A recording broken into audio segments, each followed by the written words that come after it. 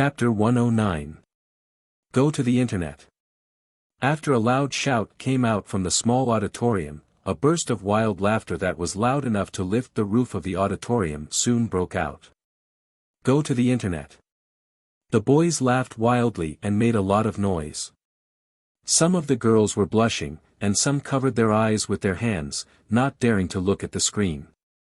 However, there was a gap between the fingers covering their eyes. Feng Na, Ching Ching, and the student who was playing the video were all stunned. They stood there in a daze, unable to react at all. Li Yundong shuddered and took a big stride forward. He immediately rushed to the machine and pressed the stop button. As soon as the video disappeared, the students in the auditorium shouted, "Don't stop. Keep playing it. Change the sex. I've seen this before. It's coded. I want to see Ozamaria's video. Brother, you're so awesome. I can't believe you played this kind of video. I've decided to worship you. Yamadu. Don't stop, Yamadu." The auditorium was in an uproar. The boys were stomping their feet and laughing wildly. Some of the girls were also laughing. Only Li Yundong, Feng Na, and the others were on the stage, sweating. They couldn't laugh at all. "How did you get my disc here?" Li Yundong stared at Su Chan, his eyes wide open. Su Chan knew she was in big trouble again. She lowered her head and said weakly, "I broke the original video and happened to see this one. I was afraid you would scold me, so I..." Li Yundong didn't know whether to laugh or cry. He rubbed his temples and said, "This is going to be fun." Feng Na came back to her senses. "What? This is your video?" Li Yundong smiled bitterly. "I think so." Feng Na stomped her feet and said bitterly, "How could you make such a mistake? If the teacher finds out, you'll be expelled." Ching Ching couldn't help but ask, "Hey, you're such a prank. So what if it's a video? Why did you put your name on it? And it's the days when you lived with the stewardess. How could it be so coincidental?" Li Yundong rolled his eyes. "Is there something wrong with the name? I was so proud of myself when I picked the name. Besides, isn't it my own business what I write on my disc?" Feng Na spat and anxiously scolded, "Bah! How is this your problem? I'm in trouble because of you." As if to prove Feng Na's words, an angry shout suddenly came from the entrance of the small auditorium. Then, a teacher rushed in. Li Yundong took a closer look. Oh, it was an old acquaintance. It was Director Qian, who wore gold-rimmed glasses and had a divisional cadre haircut. Director Qian rushed to the front of the stage and waved his arms excitedly like a Red Guard wiping out a counter-revolutionary. Who put it there? This is too much. How dare they play this kind of film in school? Director Qian's appearance made Feng Na's face turn pale. She opened her mouth, wanting to say something, but her mind was blank. To watch the net. As a girl, it would be a huge stain on her record for the rest of her life if she was expelled for the crime of gathering people to play pornographic videos. If it was more serious, she could even be directly arrested and sent to the police station. Li Yundong knew that this matter was more or less caused by him, so he stepped forward without hesitation. "It was me," he said loudly. "It has nothing to do with them." Director Qian stared at Li Yundong with his beady eyes. He sneered inwardly. "I was worried that I wouldn't be able to use something against you, and now you've come knocking on my door." Director Qian snorted and laughed mockingly.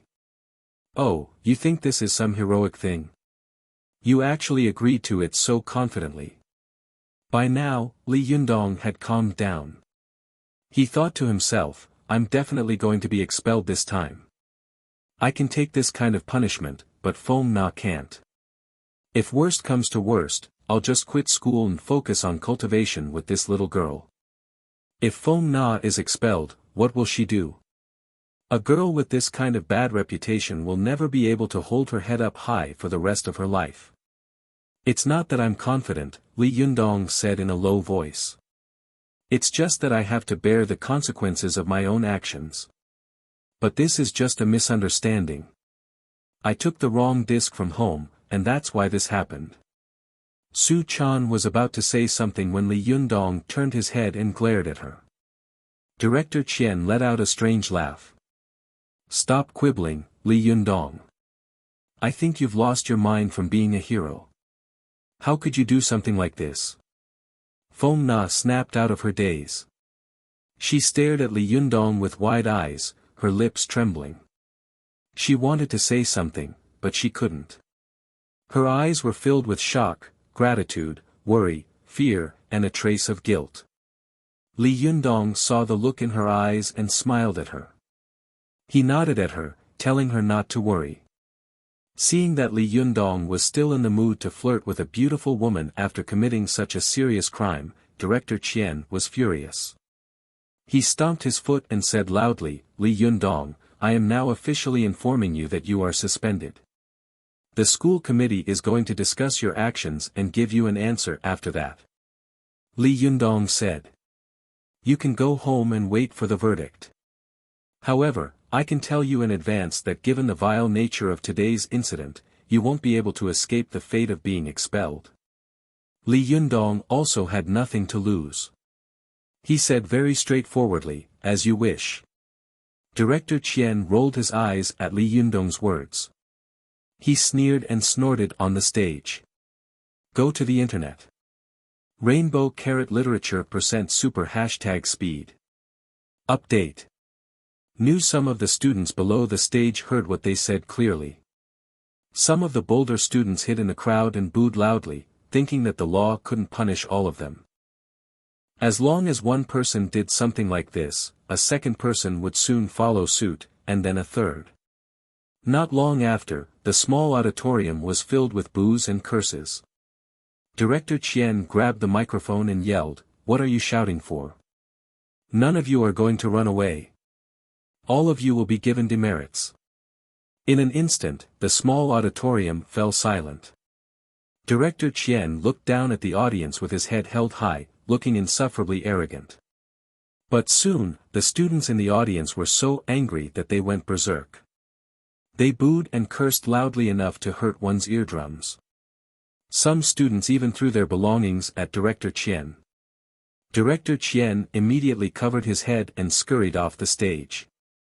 When he reached the door, he turned his head and stomped his feet to look at the rebellious students in the auditorium.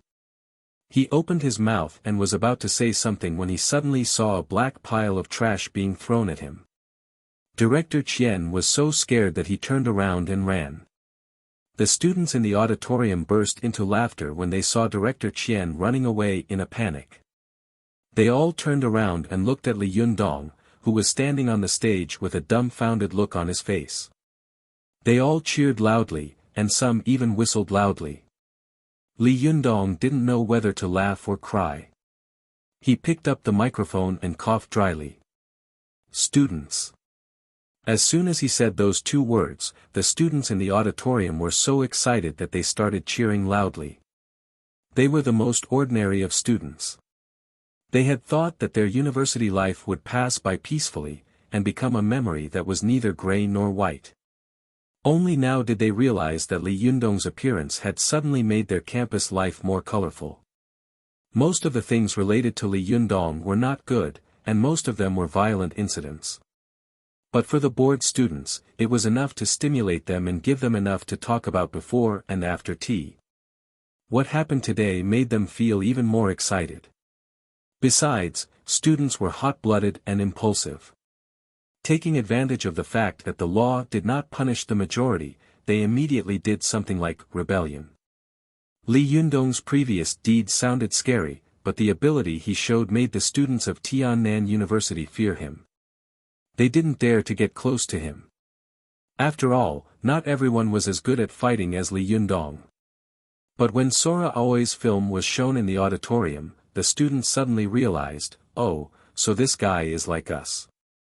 He's very vulgar, very perverted. But I like it. Li Yundong was caught in a dilemma by the noise in the auditorium. He raised his hand awkwardly and lowered his voice. Ahem, students, stop fooling around. What happened today was just an accident. I didn't mean to show this film. Immediately, a boy in the audience shouted, yes, I believe you didn't mean to. Li Yundong looked at him gratefully. There were still good people in this world. There was justice. But soon, the boy shouted, I believe you did it on purpose. After these words, the auditorium was filled with wild laughter. Li Yundong was so depressed that he almost vomited blood. This kind of thing can only happen in a crappy university like this. What kind of people are these? Li Yundong waited for the students in the auditorium to quiet down a little. He continued, anyway, what happened today was an accident. I really didn't mean to, and I didn't mean to. At this point, the students below the stage began to chuckle again. Li Yundong said, what happened today was all my fault. It has nothing to do with Senior Feng Na. I gave her the wrong disc. Please be sure to prove it when the time comes. Although the students in the audience didn't know why Li Yundong had given her the wrong disc, they still shouted in agreement. They all smiled and looked excited. Li Yundong continued, when the time comes, I will accept whatever punishment the school gives me. But I hope you won't make a scene. It would be bad if it affects your studies. Well, that's all I have to say. After saying that, he put down the microphone, took Su Chan's hand, and walked quickly out of the auditorium. When he left, the students in the auditorium acted as if they hadn't heard what he had said before. They cheered even louder and applauded, as if Li Yundong had done something heroic. Ching Ching watched Li Yundong leave with her mouth agape. No way, she said. He can get this kind of treatment by putting a disc. Isn't this too inconceivable? Feng Na stared blankly at Li Yundong's back and sighed faintly. Because he is Li Yundong. Just as the two of them were lamenting, Director Qian suddenly returned with a few burly school security guards following behind him. Director Qian put his hands on his hips and shouted, where is Li Yundong? Where is Li Yundong? He's dead. A bold student shouted. Director Qian was stunned. Dead? That's impossible. He was alive and kicking just now. Did he commit suicide to avoid punishment? When the students heard that, they booed again. Some students hid in the crowd and shouted, some people are dead, but he's still alive. Some people are alive, but he's already dead. Zhang Kejia's famous sentence made the students in the small auditorium burst into laughter again. A new wave of boos came crashing down on Director Qian. Director Qian's face turned red. He was so angry that he stomped his feet and shouted at the security guards behind him, arrest them all. Don't let any of them go. Take down the student numbers. This sentence was so harsh that the students were in an uproar. A student shouted, he's going to catch us all in one fell swoop. Brothers and sisters, let's go. Let's go to the door. As soon as he finished speaking, the 500-plus people in the small auditorium rushed toward Director Qian like a torrential flood. Director Qian was so scared that his face turned pale. His legs trembled, but he still wanted to put on the airs of a teaching director. He pointed at the students in front of him and shouted, hey, you. Stop right there. He turned his head and wanted to ask the security guards to stop the audacious students. But when he looked back, he saw that the security guards had already run out of the door in fear. Director Qian groaned inwardly. He wanted nothing more than to curse the security guards who had abandoned him. But then he remembered that he had always been the one to run first. Could this be retribution? The thought flashed through Director Qian's mind before he was drowned by the flood of students behind him. His head of department was instantly swallowed up by the sea of students. When all the students in the auditorium were gone, the security guards who had fled earlier carefully surrounded Director Qian. They looked at each other in confusion. Is he still alive? A security guard poked Director Qian's fat belly with his finger and asked weakly. maybe? Another security guard looked at the dense footprints on Director Qian's body and grimaced. He felt a faint pain all over his body. Last weekend's final result was 8th place. This week, I broke the record 3 times, namely on Tuesday, Thursday, and Saturday. Please wait. Happy reading. OM/. Chapter 110. Go to watch net. After a while, Director Qian finally got to his feet. Even though his muscles felt like they were about to be torn apart, he still didn't forget to tidy up his hair. Go to watch net. 7 KOM. Go to watch net. Super_speed. More. New. But now, his hair was piled up in a messy pile, like dried straw. It was a complete mess after the catastrophe. Q. Director Qian, are you okay? The security guard asked tentatively. Director Qian pushed his glasses up with his hand and realized that they had fallen off. He crouched down and fumbled around the floor. Where are my glasses? The security guard quickly found them and handed them to him. Department Chief Qian accepted the glasses with trembling hands. As soon as he put them on the bridge of his nose, the broken lenses fell to the ground. It was a comical sight to behold. The security guard next to him couldn't help but burst into laughter. But then he realized that laughing was disrespectful to his superior, so he immediately straightened his face, and the corners of his mouth twitched. Director Qian glared viciously at the 2 security guards who had deserted him at the last minute. He vented all of his anger on Li Yundong, gritting his teeth. Li Yundong, I'm not done with you. After pulling Su Chan out of the auditorium, he quickly walked to a place where there were fewer people. He stopped and stared at Su Chan without saying a word. Under his stare, Su Chan lowered her head and pouted. Finally, she couldn't stand it anymore. She tugged at his sleeve and said in a low voice, "All right, I know I was wrong." Li Yundong sighed and said, "Do you know how serious today's matter is? You almost got Feng Na killed. Do you know that?" Su Chan didn't dare to refute him. "Oh. Tell me," Li Yundong said with a straight face. "What did you do wrong?" "I shouldn't have given it to you," Su Chan muttered, her fingers twisting together. "I shouldn't have given it to you." Li Yundong chuckled. "What? You broke the disc. You shouldn't have kept it from me." Su Chan raised her eyes to look at Li Yundong, then quickly lowered her head. "Oh." Li Yundong continued to say with a straight face, "Don't hide anything from me in the future." Su Chan replied weakly, "Oh." Li Yundong snorted. "Let's go." "Where are we going?" she asked timidly. "Go home." Li Yundong said. "Watch net." Su Chan couldn't help but ask in a low voice, "You said that I killed Feng Na, but you took responsibility for it. Did I kill you too?" Seeing the little girl's pitiful appearance, how could Li Yundong still be angry? He was so angry that he laughed and used his hand to pinch the little lass's nose. I met you and I was killed by you." Su Chan was keenly aware that although his words sounded fierce, his tone showed that he was no longer angry. "Hey, what are you doing?" Li Yundong yelled. "What are you doing?"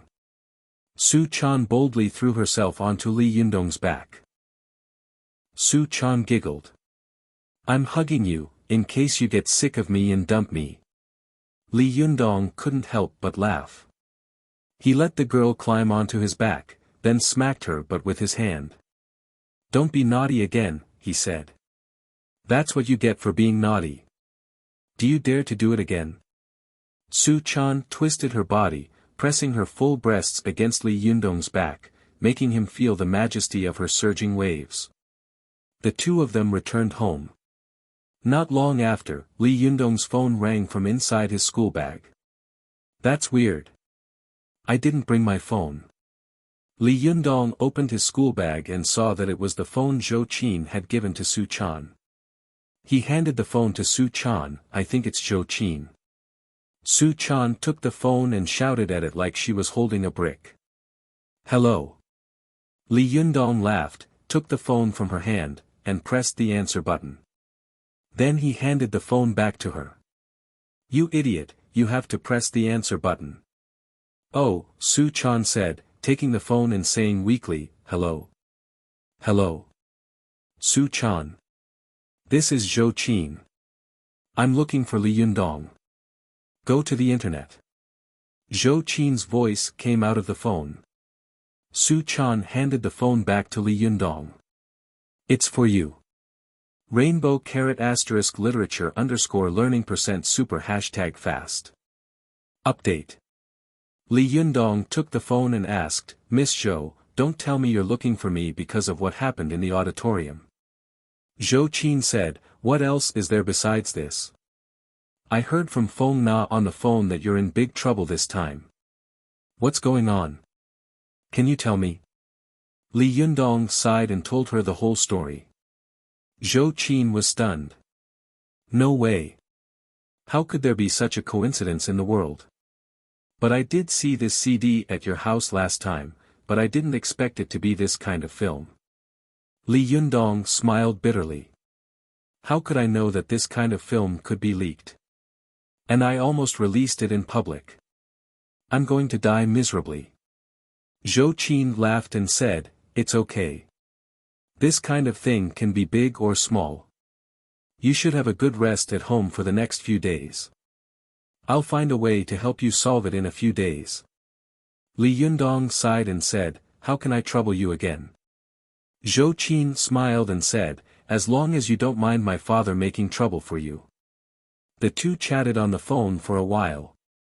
Zhou Qin seemed to hesitate for a moment and said, by the way, last time I heard you say that you were going to work during the summer vacation. Li Yundong smiled and said, yes, you remember it so clearly. You're not going to arrange a job for me, are you? Zhou Qin smiled and said, what are you talking about? How dare I arrange a job for you? However, I have a friend who runs a company. Now the company is short of a person. She asked me if I had any useful friends who could recommend her to do her a favor, so I boldly recommended you. Hearing this, Li Yundong's heart was filled with emotion. Zhou Qin looked cold and arrogant, but she treated him so well. She thought of everything for him, and even said that she was so polite when she helped him find a job. Li Yundong's heart was filled with emotion. If this went on, he would owe her so much. How could he pay her back? Zhou Qin saw that Li Yundong was silent on the phone for a long time, so she thought that he was a little angry and unhappy. She asked tentatively, if you don't want to go, then don't go. It doesn't matter. Li Yundong was silent for a while, then sighed slightly in his heart and said, which company? Zhou Qin breathed a sigh of relief and said, Dongxing Real Estate Company, Limited. Li Yundong was surprised and said, Real Estate Company? What can I do there? Zhou Qin smiled and said, that depends on the arrangement of the boss. Maybe he will arrange for you to be a secretary. By the way, my friend is a great beauty. There are also many beautiful women in the company. You have to control your eyes. Don't make Su Chan sad. Su Chan had been listening to them. When she heard this, she immediately shouted, no, no, I want to go with you. Li Yundong was amused and flicked his finger on her forehead. Go away, don't make a scene. Zhou Qin heard Su Chan's voice on the phone and giggled. She said loudly, Su Chan, you have to control Li Yundong. Otherwise, he will be seduced by other women. Su Chan nodded vigorously and echoed in a loud voice, that's right. Li Yundong glared at the little girl and then said to Zhou Qin, hey, don't fan the flames, or I won't go. Zhou Qin only knew that Li Yundong was angry. She pursed her lips and smiled at the other end of the computer. Don't be like that. This is a rare opportunity. The salary in that company is very high. When Li Yundong heard this, he became interested and asked, how high? Zhou Qin smiled and said, are you a money grubber? About 2 or 3 stories high. Li Yundong sighed and said, only 2 or 3 stories high. My debt is almost as deep as a 10,000-foot tall building. What's the use of 2 or 3 stories?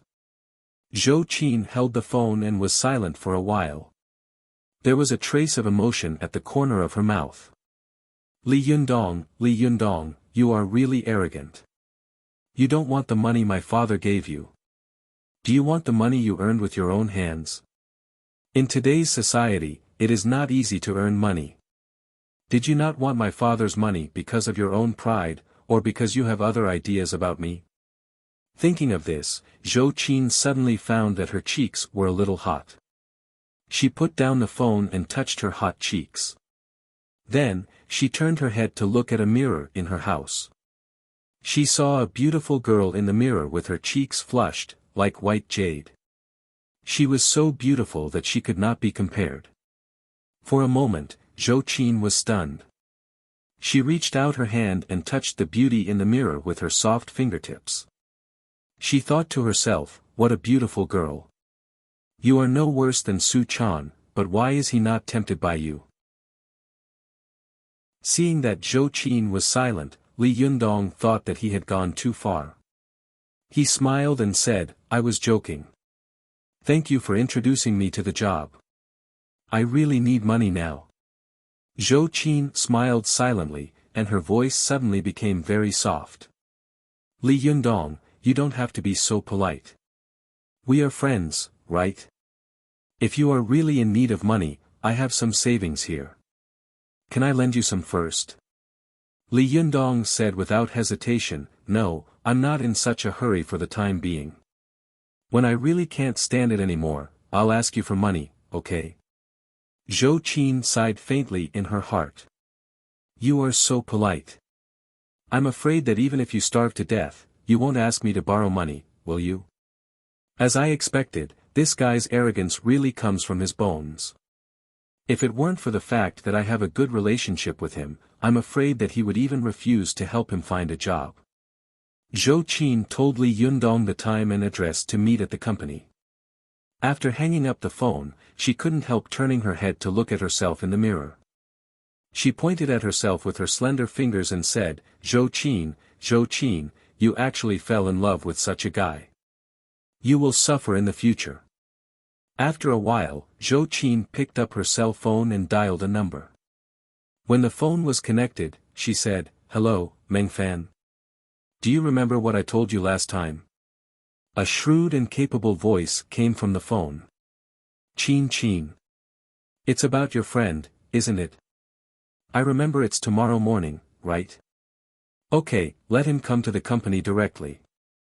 Zhou Qin smiled and said, then I'll have to trouble you. The person I'm introducing is really strong. You have to use good steel on the edge of the blade. A string of silver bell-like laughter came from the other end of the phone. Oh, Zhou Qin, when did you start praising people? This is a rare thing that only happens once in 100 years. I have to carefully examine this strong man tomorrow and help you check him. Zhou Qin laughed and said, Hey, don't play tricks on me. As soon as she said this, she heard a burst of loud laughter coming from the phone, followed by a busy tone. Zhou Qin didn't know whether to laugh or cry. She picked up her cell phone and wanted to call her friend to make it clear, but no matter how she dialed, she couldn't get the busy tone. She wanted to call Li Yundong again and tell him to be mentally prepared, but on second thought, she was afraid that the arrogant guy would think too much and lose his temper. Zhou Qin bit her lip in a dilemma, worrying about gains and losses. Happy reading. OM/. Chapter 111. Go to watch net. The next day, after Li Yundong had finished practicing qi in the living room, he exhaled a straight white breath and slowly woke up from his meditation. Go to watch net. 7 K.O.M.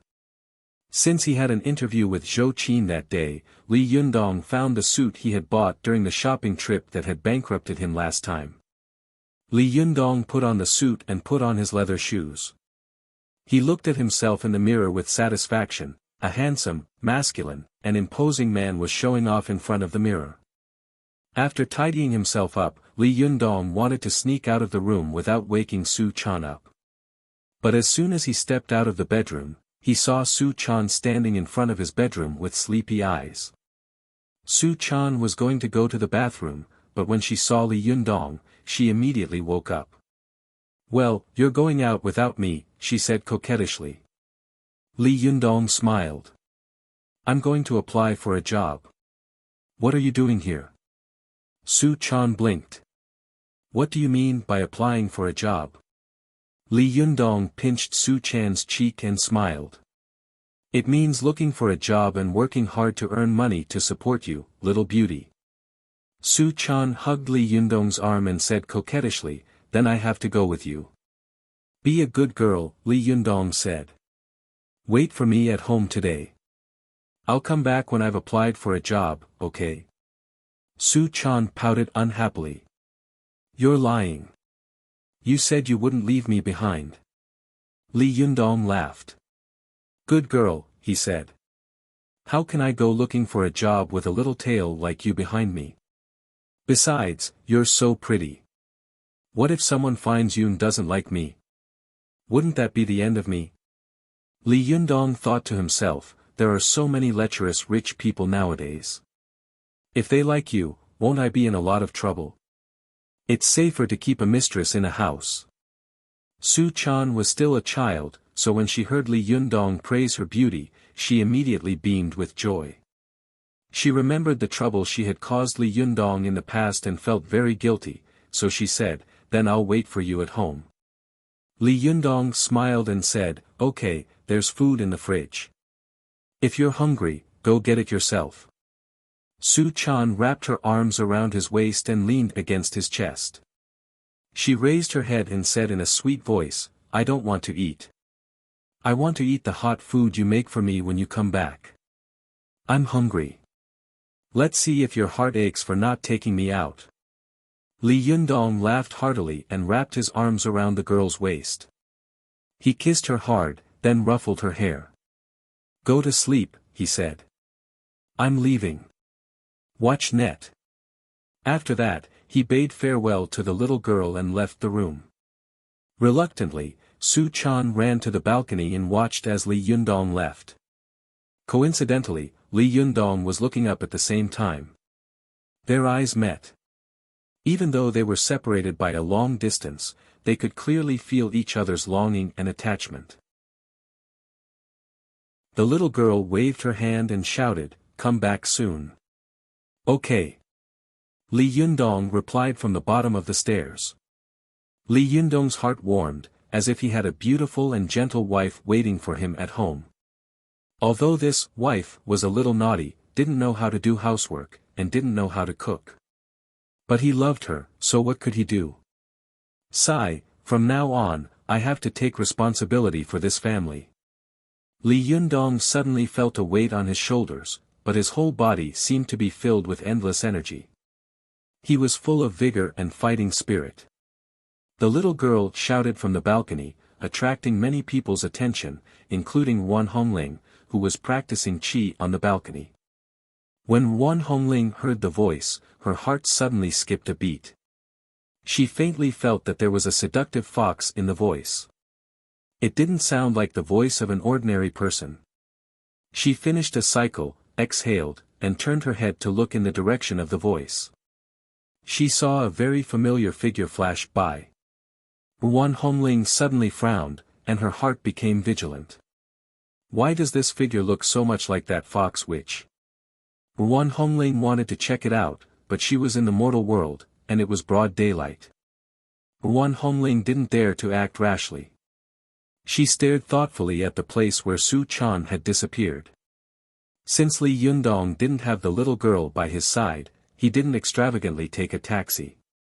Instead, he followed the crowd and squeezed into the bus.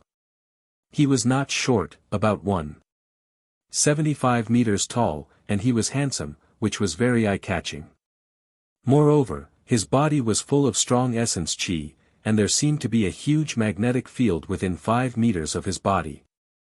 As long as a man entered this magnetic field, he would feel uncomfortable and ashamed of himself because of Li Yundong's heroic spirit. As long as a woman entered this magnetic field, the yin qi in her body would be moved by Li Yundong's strong yang qi, and she would feel good about it. Go to see the net. 7. K-O-M. This was the principle that like repels, and opposites attract. At this time, Li Yundong was at the threshold of cultivation. He didn't know how to restrain his aura, nor did he know how to hide it. Therefore, no matter where Li Yundong went, he was the focus of everyone's attention. When he finally arrived, Li Yundong looked up at the towering high-rise building in front of him. For a moment, he was a little dazed. In this strict steel forest, where should a cultivator go? When will I have such a building? Li Yundong calmed himself down and walked calmly into the Dongxing building. Hello, I'm looking for Yin Meng Fan, President Yin, Li Yundong said politely, neither servile nor overbearing. The receptionist was texting with her head down. When she heard that he was looking for Yin Meng Fan, she raised her head casually. However, when she saw that the boy in front of her was handsome and had an indescribable temperament, her eyes suddenly lit up, and the smile on her face became much more enthusiastic. Do you have an appointment? Li Yundong thought for a moment and said, I think so. The receptionist looked through the appointment record and asked, what's your surname, please? Li Yundong said, Li. The receptionist smiled and said, Mr. Li, right? President Yin has been waiting for you for a while. Please come with me. The receptionist led Li Yundong to the elevator door. Along the way, she kept glancing at Li Yundong out of the corner of her eye, thinking to herself, it's rare to see such a handsome and masculine boy. I wonder if he has a girlfriend. Alas, he must have one. Such good cow dung must have been filled with flowers long ago. How could Li Yundong know what the beautiful receptionist was thinking? After the elevator opened, he nodded politely to the receptionist and said, thank you. The receptionist smiled and said, you're welcome. Please go to the 19th floor. Turn right, and you'll see President Yin's office. Li Yundong smiled and thanked her again. The receptionist watched Li Yundong's figure disappear into the closed elevator door. She suddenly felt a little lost. She stood there in a daze for a long time before returning to the front desk. She didn't want to send a text message. She rested her chin on her elbow and stared blankly at the front desk. After a while, the receptionist suddenly felt someone pat her on the shoulder. She turned her head and saw a baby-faced girl about 1.6 meters tall looking at her with a smile. Shen Hui. Oh, no, Miss Shen. The receptionist was shocked. Are you here to see President Yin? Shen Hui looked at the receptionist with a smile, her face almost sticking to her face. She smiled ambiguously and mysteriously and said, I'm on summer vacation. Dad insisted that I come here for an internship. Why were you in a daze just now? You look so infatuated. According to my experience, you must be infatuated with a beautiful man. The receptionist nodded like a chicken pecking at rice. Yes, yes, a handsome man just came. He was so handsome and elegant. I've never seen such a handsome man. He also went to see President Yin. You can find him yourself. Shen Hui rolled her eyes and said, really? Then I have to go and have a look. After that, she didn't need anyone to lead the way and rushed into the elevator. The receptionist looked at Shen Hui's departing figure and suddenly thought, that handsome man is a good match for Miss Shen. Alas, I won't be able to get him anyway. When Li Yundong took the elevator to the 19th floor, the moment the elevator door opened, there stood a beautiful woman in a well-ironed business suit with a pair of thick black-rimmed glasses on the bridge of her nose. She was beautiful, mature, and had a sexy figure. When Li Yundong saw this woman, he was stunned. Although he had the little girl Su Chan by his side, a word still jumped out of his mind, stunner. The woman was about 1.7 meters tall. Her black uniform accentuated her twin peaks. Every button on her white shirt was buttoned up tightly, making people want to tear it apart. Her waist was slender, and the waistline of the black uniform outlined her waist. These two curves suddenly expanded when she reached the bottom, outlining the shape of a gourd. Li Yundong didn't even need to stand behind her to look at her. He could guess from this amazing arc that this woman's asterisk must be very perky and plump. The surprise in Li Yundong's eyes flashed, and the woman's eyes also flashed with interest. She carefully looked at Li Yundong. The two of them looked at each other at the door, smiled politely, and nodded. When Li Yundong passed by the beautiful woman at the door, he subconsciously turned his head to look at the woman's breasts. Sure enough, he found that the woman's breasts were like two perfectly round watermelon petals, full and perky. The woman seemed to know that Li Yundong was looking at her. She took a step into the elevator, twisted her waist, and her round breasts trembled, looking astonishingly elastic. Li Yundong found that his mouth was a little dry. He didn't dare to look anymore. He took a deep breath, forcibly suppressing the rising desire in his lower abdomen, and his eyes became clear again. The beautiful woman in the elevator was surprised to see that Li Yundong's eyes had become calm and indifferent in an instant. After the elevator door closed, she muttered with interest, "It's rare to see such a boy nowadays. I don't know if he's here to apply for a job or just to run errands." While she was thinking, the elevator had already reached the first floor. But after thinking for a moment, she pressed the button for the 19th floor, and the elevator continued to run up. After Li Yundong got out of the elevator, he saw many female white-collar workers in professional clothes in the corridor of the 19th floor. Each of them was young and beautiful.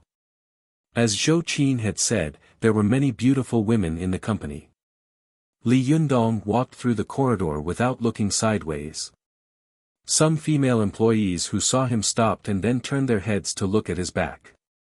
They watched him until he came to Yin Mengfan's office. Then they whispered excitedly, "Is this a new colleague?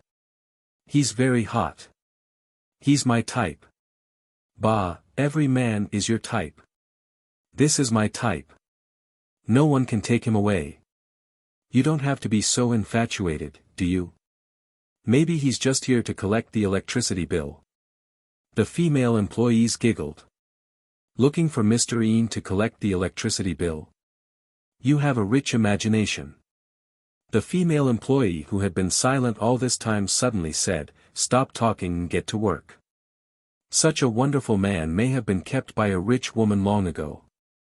How can you be infatuated here?" These words made these white-collar beauties lose interest one by one. Li Yundong stood at the door. Although he was far away from them, he could still hear these words clearly. He was a little embarrassed and knocked on the door with an unnatural expression. A shrewd and capable voice came from inside the door. "Please come in." Li Yundong closed his eyes slightly and adjusted the qi in his body. When he opened them again, he calmly pushed the door open and walked in. Happy reading. OM/.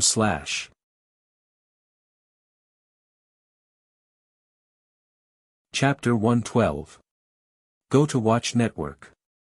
As soon as he entered the door, Li Yundong saw a large luxurious desk near the floor-to-ceiling window in the spacious and comfortable office. On the desk was a gold plate with black characters, Yin Mengfan.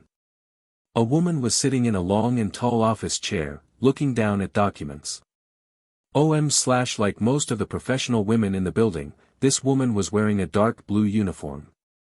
Her hair was black and long, half of it draped over her shoulders, and the other half fell on one side of her face like a waterfall due to her bowed posture. Li Yundong entered the door and saw that the other party didn't greet him. He quickly glanced around the office, then stood there quietly without saying a word. Yin Mengfan didn't seem to know that someone had entered the room. She just lowered her head and looked at the documents. The office was as quiet as a cemetery, and only the sound of flipping through documents could be heard from time to time. If it had been the old Li Yundong, he might have been a little impatient and couldn't stand still after being ignored by Yin Mengfan like this. But now that Li Yundong had succeeded in qi refining, he sat cross-legged like a bell for a few hours, motionless. Although he had been ignored by Yin Mengfan, he did not feel embarrassed at all. After a short period of observation, he looked down and began to meditate. Although Yin Mengfan had been looking down at the documents, she had actually been looking at the boy in front of her out of the corner of her eye. After looking at him for a while, Yin Mengfan nodded in her heart. Not bad. He stands like a pine tree and looks heroic. In such an environment, he can still maintain his composure, and he is so young. It's rare, really rare. It's not unreasonable for Zhou Qin to think so highly of this boy. Thinking of this, Yin Mengfan raised her head and said to Li Yundong with a smile, "It's Li Yundong, isn't it?" Li Yundong nodded and said in a neither servile nor overbearing manner, "Yes." Yin Mengfan was about to speak when the office door was suddenly pushed open. There was a flash of anger in her eyes. She would never allow anyone to come in without knocking on the door. But when she fixed her eyes on him, she saw Shenhui poking her head in from outside and looking at her with a smile. Yin Mengfan's anger turned into joy. She smiled and said, "It's you. Wait, I have something to do now. I'll look for you later." Shenhui curiously looked at the man standing in the room with his back to her. She vaguely felt that this figure was a little familiar. She smiled and waved at Yin Mengfan. "Then I'll go find someone else to play." After that, Shenhui looked at Li Yundong's back a few more times, then closed the door. Watch net. Literature. After Yin Mengfan saw Shenhui close the door, she looked at Li Yundong in surprise and said to herself, "This boy has a strong will. He didn't even look back just now. Is he a soldier?"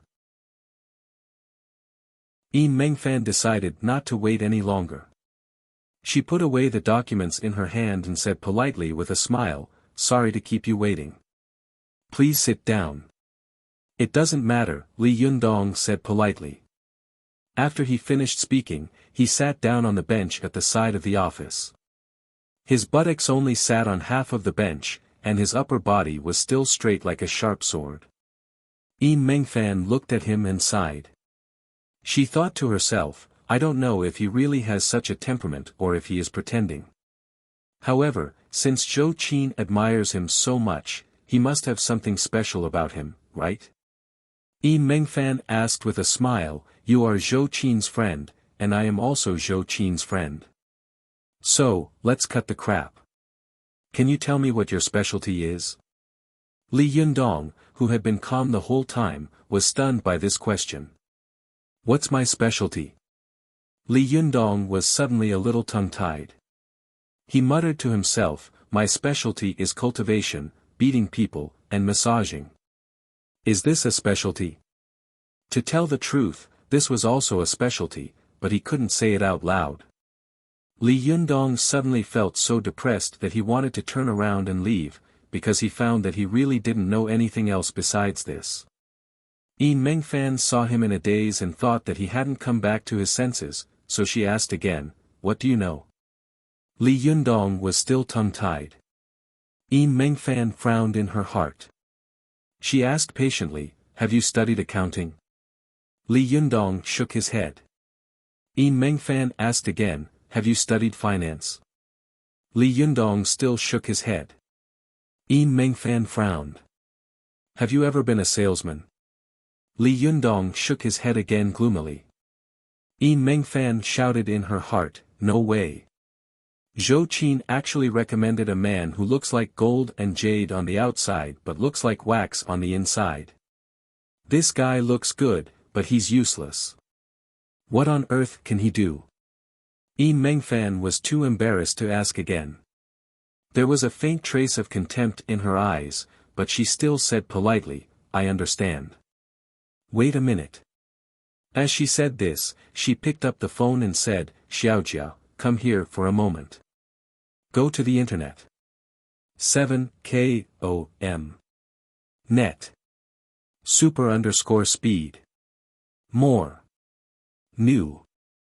After a while, a young white-collar worker came in and said, Mr. Yin, what can I do for you? Yin Mengfan spread out her palm toward Li Yundong and said, take Mr. Li to Sister Xia and ask her to arrange his work. After that, she lowered her head again and no longer looked at Li Yundong. Li Yundong frowned in his heart. His pride made him want to turn around and leave, but on second thought, he was not living alone now.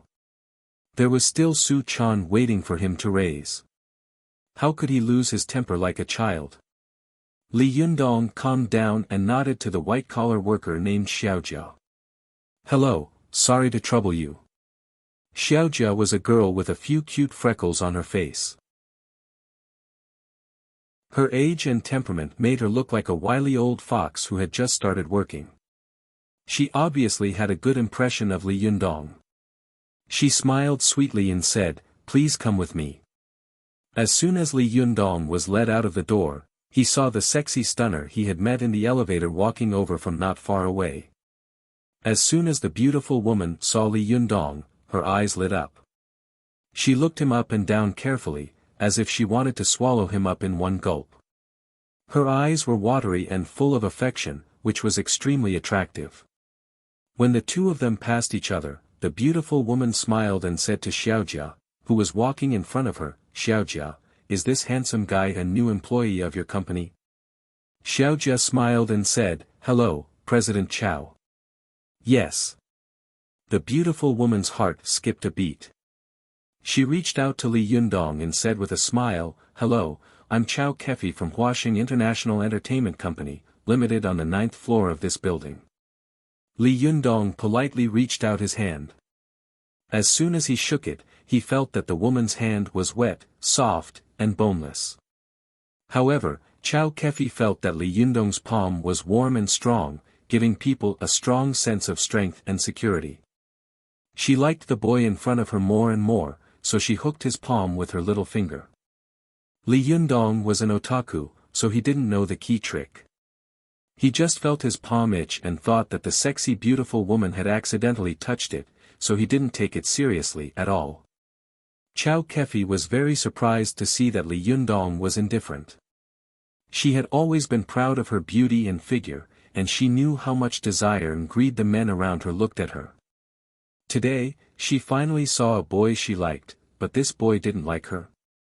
No way. Chao Kefi was so surprised that she couldn't believe it. Is he gay? Originally, Chao Kefi only had a little tentative idea about Li Yundong, but now she became more and more interested. She felt like a hunter about to conquer her prey. After watching Li Yundong and Xiaojia leave, Chao Kefi smiled slightly. She pushed open the door of Yin Mengfan's office and said with a smile, I'm back again. Yin Mengfan raised her head and looked at her in confusion. Why are you back? Chao Kefi smiled and said, I suddenly remembered that we need to move some large luggage on the 9th floor, so I came up to ask you to assign some laborers. Yin Mengfan became more and more confused. No way. You are from a film and television entertainment company, and I am from a real estate company. You want me to assign some people? Isn't this too much?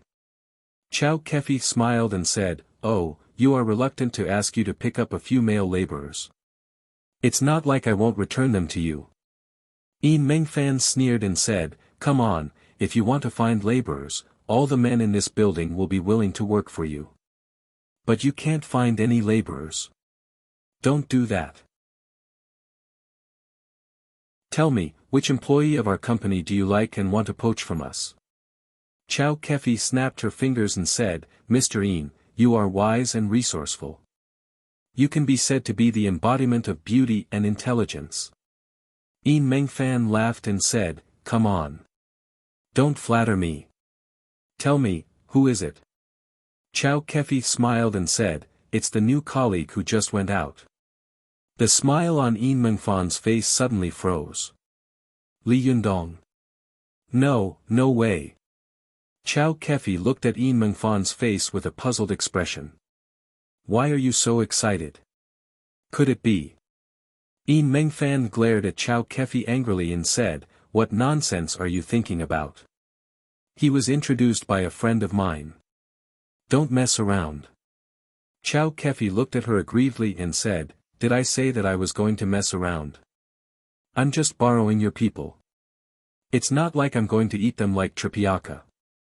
Mengfan opened her mouth and subconsciously wanted to refuse, but she suddenly thought, is she interested in this boy? If this boy was so easily seduced, wouldn't she be able to see the true colors of this boy? Thinking of this, Mengfan made a sharp turn and said, well, I'll call Xiao Jia and tell her later. Chow Kefi covered her mouth and giggled. Aren't you afraid that I'll eat him now? Mengfan smiled and said, be careful. Don't make trouble for yourself. By the way, are you better? Those people who want to collect debts have been bothering you badly, haven't they? Chow Kefi stood up and said with an enchanting smile, I'm much better. I've stopped taking medicine. But it's very miserable to collect debts, so I have to find some fun for myself. All right, I'm going to bring him over. After that, she made a flying kiss to Mengfan and left with a smile. Not long after Chow Kefi left, she saw Shenhui push open the door like a gust of wind. She rushed to Mengfan like a gust of wind and shouted, why is that guy here? Mengfan was frightened by the indignation on her face. She leaned back and said, what are you talking about? What guy? Shenhui bared her fangs and brandished her claws. That shameless lecher. I just remembered that the sex fiend I saw in your office was the same one I met in the Chanel store the last time. B****, why is he here? Is he an employee of the company? Mengfan was confused. She scratched her head and said, hey, eldest miss, calm down. Why are you so agitated? Shenhui's face was flushed, and her fingers were like hooks. She gritted her teeth and told her how Li Yundong had molested her at the beginning. Then she said loudly, cousin, fire him quickly. This kind of lecher must not be allowed to stay here. Mengfan was shocked and thought to herself, no way. This guy doesn't look like that kind of person. Can it be that people really can't be judged by their appearance? Is it true that he's rotten on the inside? Did Zhou Qin also make a mistake? Seeing that Mengfan was still thinking, Shenhui said anxiously, hey, what are you still thinking about? If you keep this kind of person in the company, all the employees will run away because of him. By the way, where is this guy? If you don't fire him, I'll scold him and drive him away. Last time, he ran away quickly. Mengfan stood up. Just as she was about to speak, she suddenly heard a noise and footsteps coming from outside the door. Mengfan walked to the door in confusion. When she opened the door, she saw that the employees in the office were all running in the direction of the elevator. Mengfan stopped an employee and said, what's going on? The employee said excitedly, something happened on the 9th floor. Something big happened. Mengfan let go of the gloating employee and muttered, isn't the 9th floor Chow Kefi's company? Oh no, could it be that something has happened to her and Li Yundong? It can't be that fast, can it? Mengfan didn't dare to neglect it. She immediately pulled Shenhui and said, let's go and have a look. Happy reading. OM/.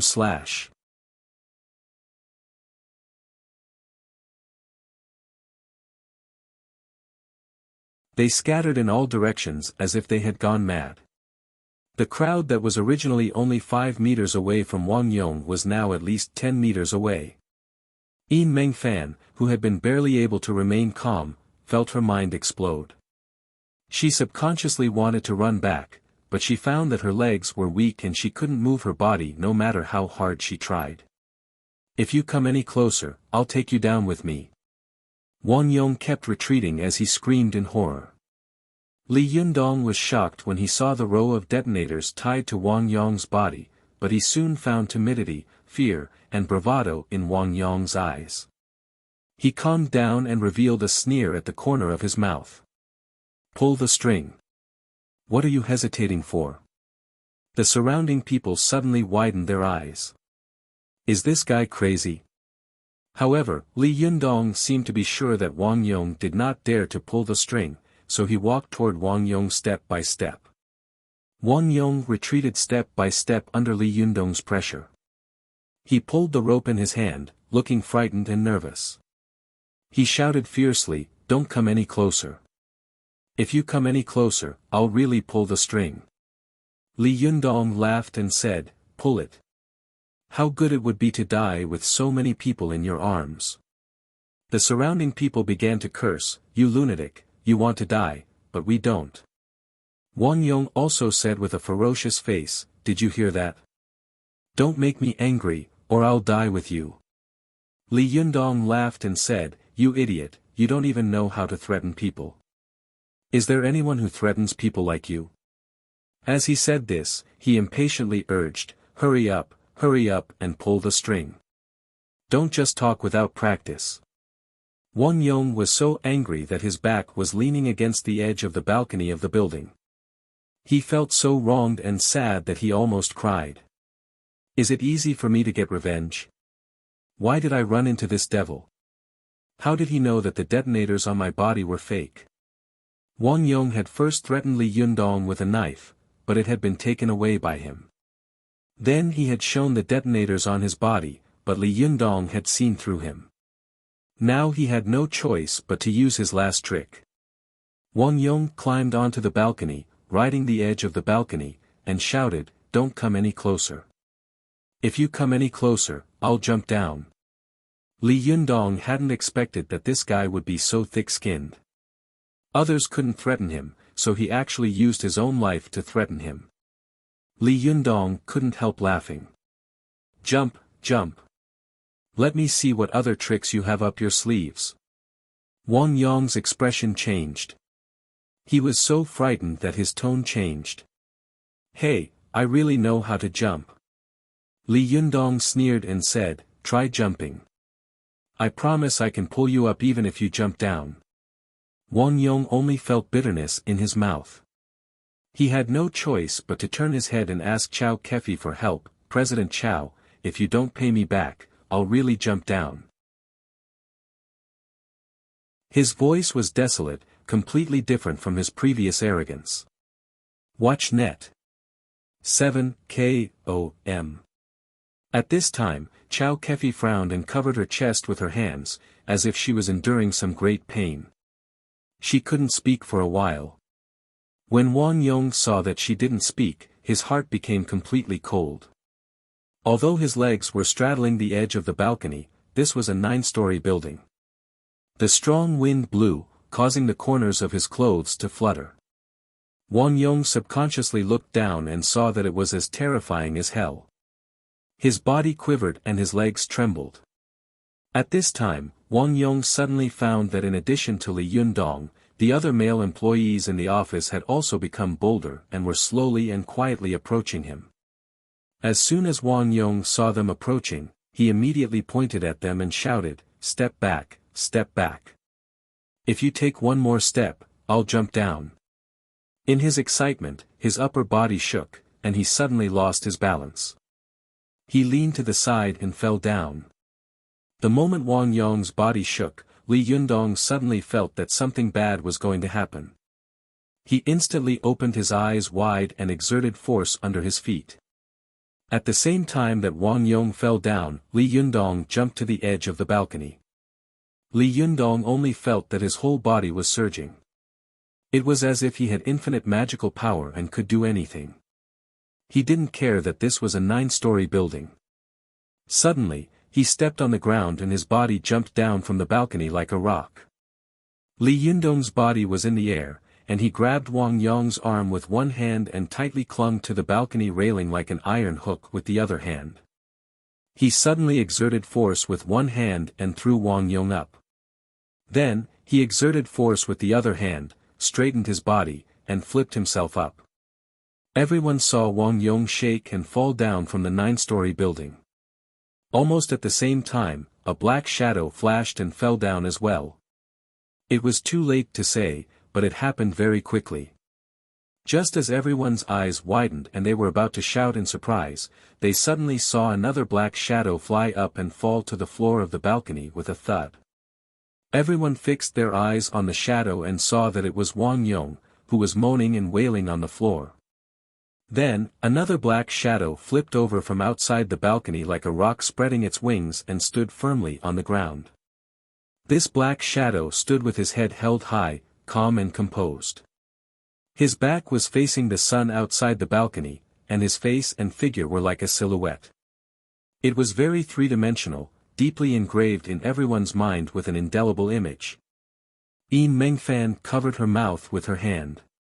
Her beautiful face turned pale, and she stared dumbfoundedly at the silver but wax spearhead that she had asked 3 questions before. For a moment, she didn't know what to do. She was stunned for a moment, then suddenly shouted, "What are you waiting for?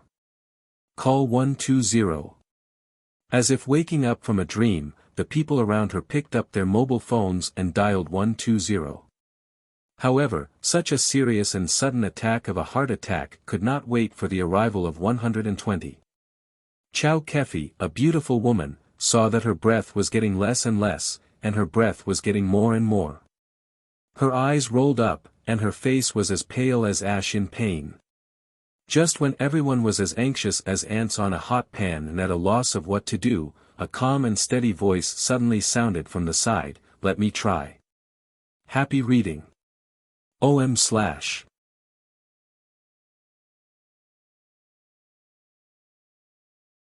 Chapter 116. Go to watch net. Chow Kefi didn't know what happened to her just now. She only remembered that she suddenly had a heart attack, and then she couldn't remember anything else. She was just in a daze when she felt a hot and vigorous aura pouring from the top of her head to the rest of her body. Go to watch net. 7 KOM. Literature. Wherever this aura went, she felt as if a long drought had suddenly met with rain, and she regained her vitality. Especially when this aura went to her thighs, she felt an unprecedented pleasure attack her. It was like a raging wave hitting the shore, and it was simply surging out of control. Chow Kefi couldn't help but shout. When she opened her eyes, gasping for breath, she suddenly found that everyone around her was staring at her. Their gazes were strange, making her so embarrassed that she wanted to find a hole to hide in. Li Yundong hadn't expected Chow Kefi's reaction to be so intense. He coughed dryly and said, "President Chow, are you okay?" Chow Kefi's ears were red. Although she was several years older than Li Yundong, at this time, she felt like a naked little girl in front of this boy.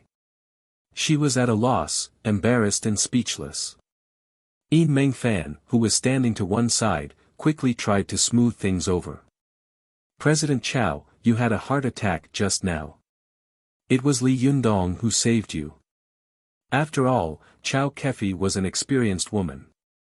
She took a deep breath, and the redness on her face faded a lot.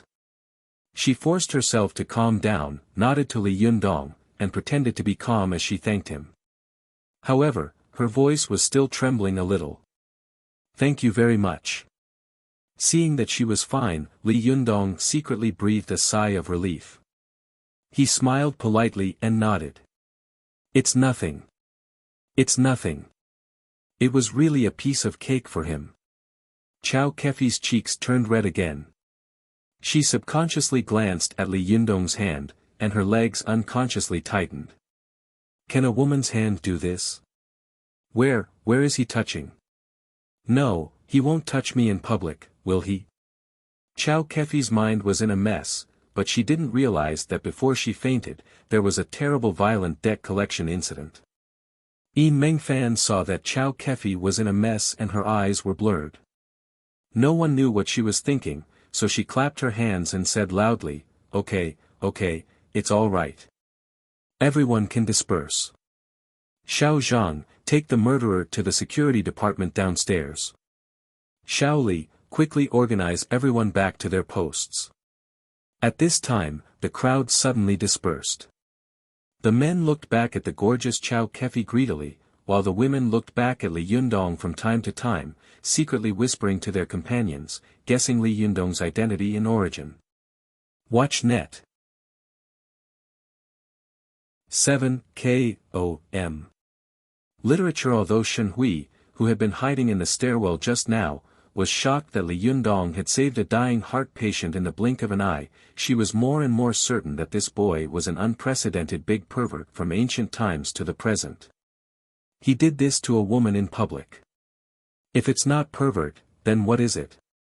What's even more hateful is that this guy actually scolded me. Shen Hui gritted her teeth and thought, I must expose his true colors. As she said this, she glared at Li Yundong with hatred, turned her head, and rushed down the stairs. Yin Mengfan held one of Chao Kefi's hands and asked in a low voice, How are you? Do you feel uncomfortable? The corners of Chao Kefi's eyes were full of ripples, as if the lingering charm of lust had not passed. She took a step, and her legs were a little shaky. She gritted her teeth and felt more and more uncomfortable in her heart. She shook her head and said in a low voice, I can't walk. Although Yin Mengfan was a strong woman, her body was that of a weak woman. How could she support Chao Kefi, a beautiful woman with a plump figure? After only a few steps, Yin Mengfan was sweating profusely.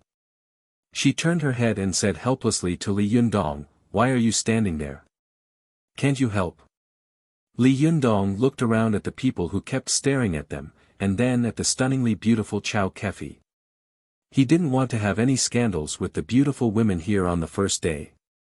He wouldn't be able to face the little girl when he went back. Li Yundong said with an embarrassed expression, This is not very good, is it? Yin Mengfan was so angry that she blurted out, You did this to her just now, and now you're saying this? As soon as she said this, the office, which had been noisy, suddenly quieted down. The eyes, which had been evasive, looked over in unison, full of surprise and shock. Li Yundong looked aggrieved. I was saving her just now. Yin Mengfan was ashamed and angry at the same time.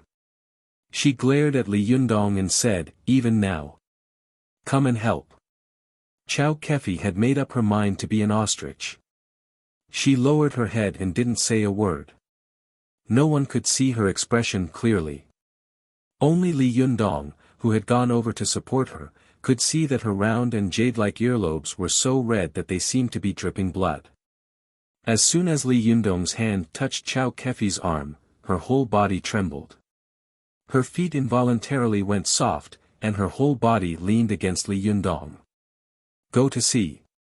7. K.O.M. Yin Mengfan, who was standing to one side, was speechless. Chao Kefi, are you waiting for him to help you so that you can throw yourself into his arms?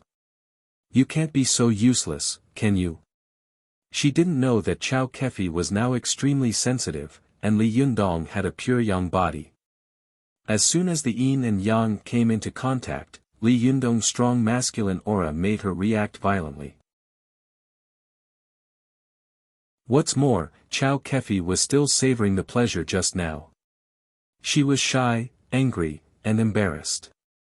She didn't know how to face this boy and her employees in the future. After Li Yundong helped Chao Kefi, who was so soft that she seemed to have no bones, to sit down in the office, he breathed a sigh of relief and said to Yin Mengfan, Mr. Yin, it should be all right here, right? Can I go now?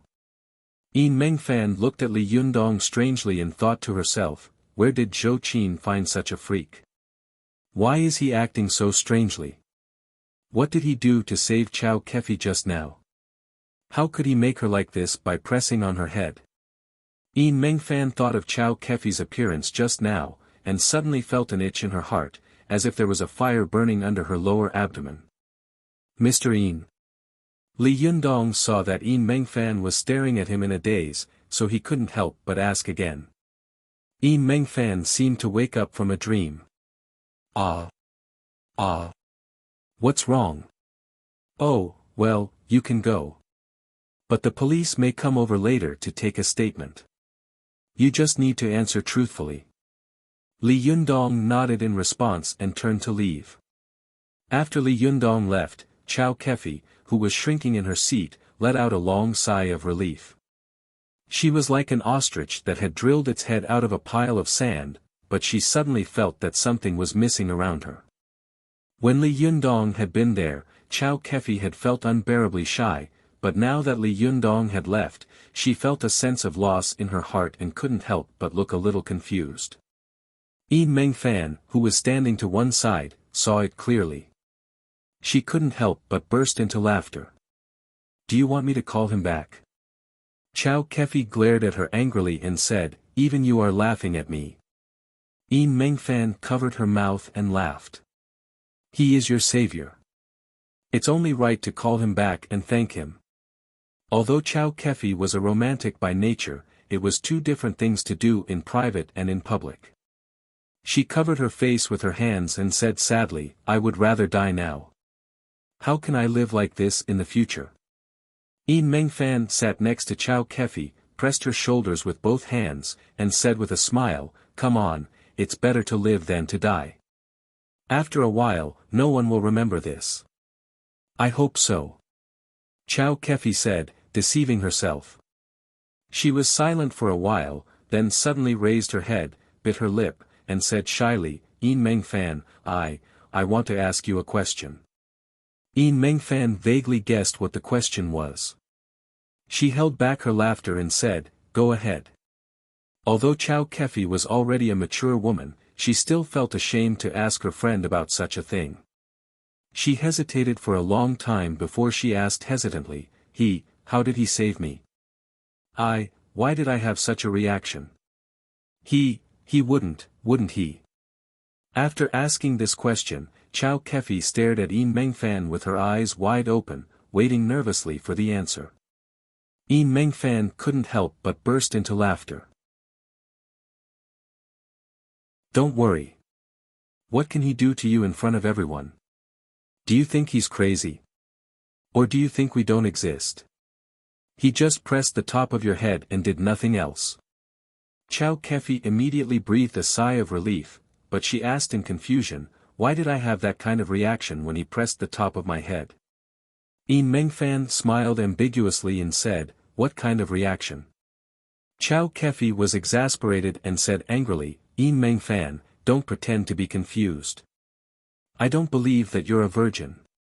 Yi Mengfan laughed and said, "I'm really a virgin. Would you like to check it?" Chow Kefi scolded with a smile, "Bah, only a ghost would believe you. How old are you? You're still a virgin, and you're so beautiful. Are all men in the world blind or crazy?" There was a flash of sadness in Yi Mengfan's eyes. She quickly changed the topic and said, "Do you know why your heart disease was cured when Li Yundong pressed the top of your head?" Sure enough, Chow Kefi's attention was diverted by her and she no longer bothered with this issue. She also said with a look of disbelief, "Do you know?" Yi Mengfan spread out her palms and said, "How could I know?" Chow Kefi looked at Yi Mengfan suspiciously. She suddenly asked, "Tell me the truth. What is the background of this boy? Where did you find such a rare animal?" Yi Mengfan said, "My friend Zhou Qin introduced him. At first, I thought he was a rich second generation who came to eat." Chow Kefi was stunned. "Zhou Qin? Is she Zhou Kachang's daughter?" Yi Mengfan nodded and said, "Who else could it be? The eldest daughter of the Zhou family." Chow Kefi was secretly nervous. Zhou Qin recommended him. What's her relationship with Li Yundong? Yi Mengfan seemed to have seen through her thoughts at a glance. She pursed her lips and said with a smile, "Don't worry. It seems that I didn't hear anything between Zhou Qin and Li Yundong. Besides, isn't Zhou Qin engaged to young Master He?" Chow Kefi curled her lips and said, "Another political marriage." Although they were strong women in the business world, most of their attention was focused on the business world, and they paid relatively little attention to the political world. Therefore, they didn't know anything about the breaking of the engagement between the Zhou family and the He family. Yi Mengfan patted Chow Kefi on the shoulder and said with a smile, "Are you relieved now? You can chase him openly and boldly. It's not unacceptable for an older woman to fall in love with a younger man. Chow Kefi's cheeks turned crimson. Bah, no ivory can come out of a dog's mouth. Who wants to chase him?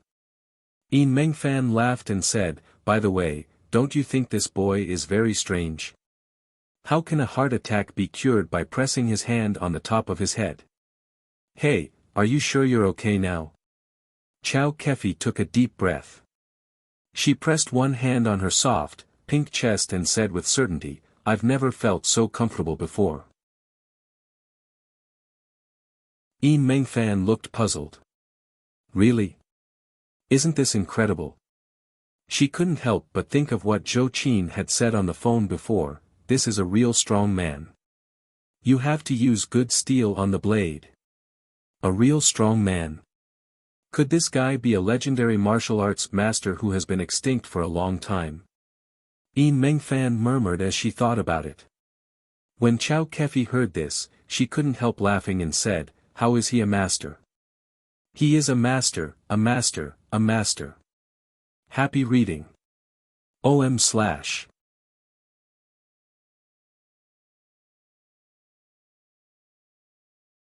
Chapter 117.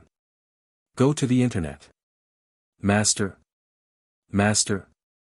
Haha, in the past, I would have thought that you were dreaming, but now.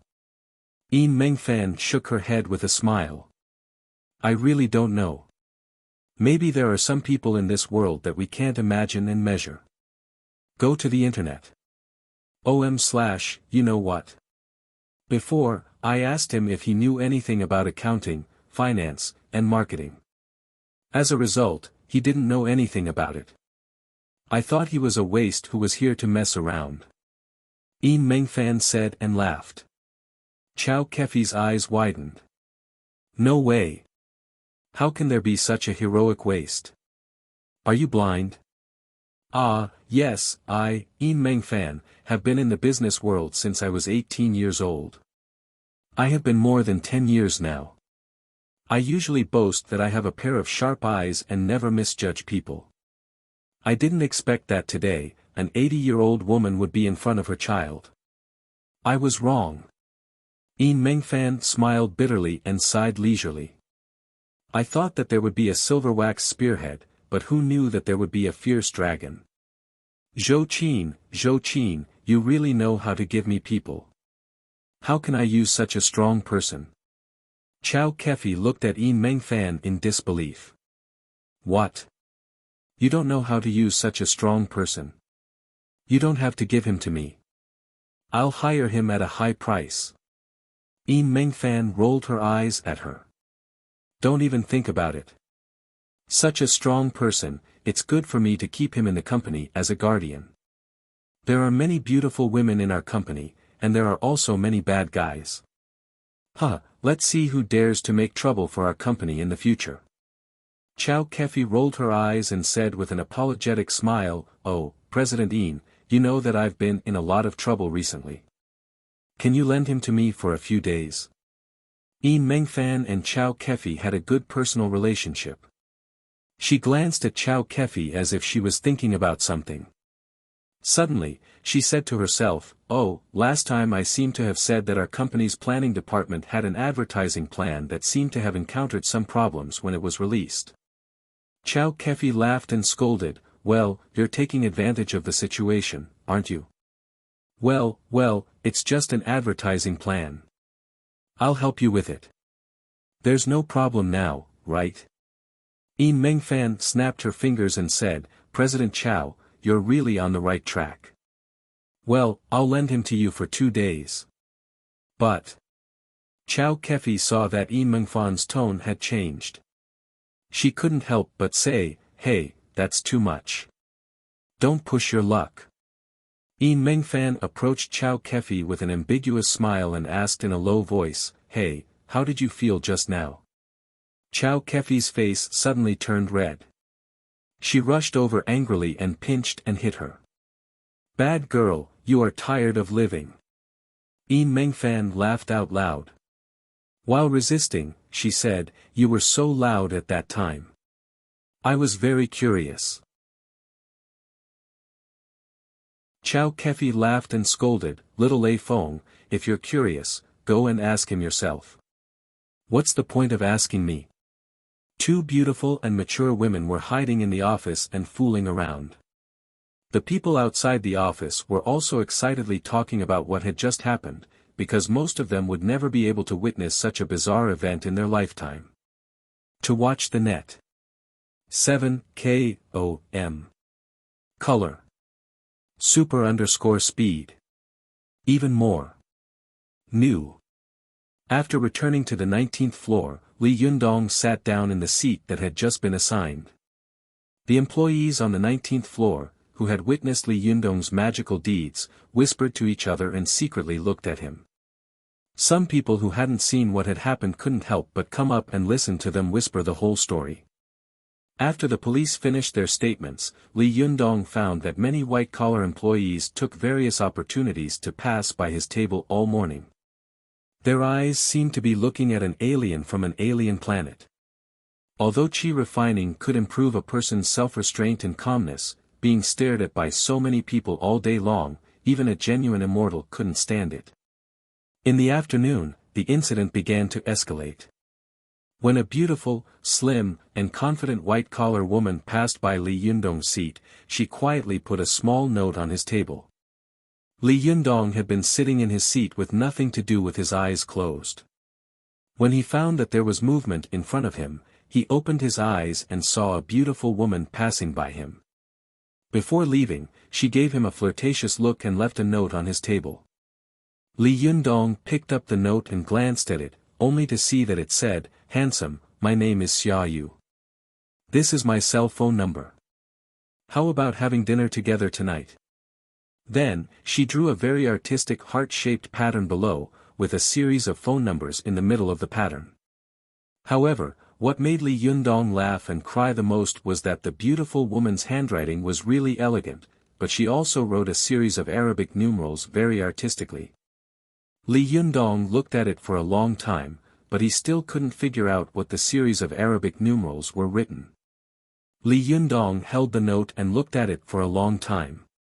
His dazed expression made the beautiful women around him, who had been secretly looking at him, feel angry in their hearts.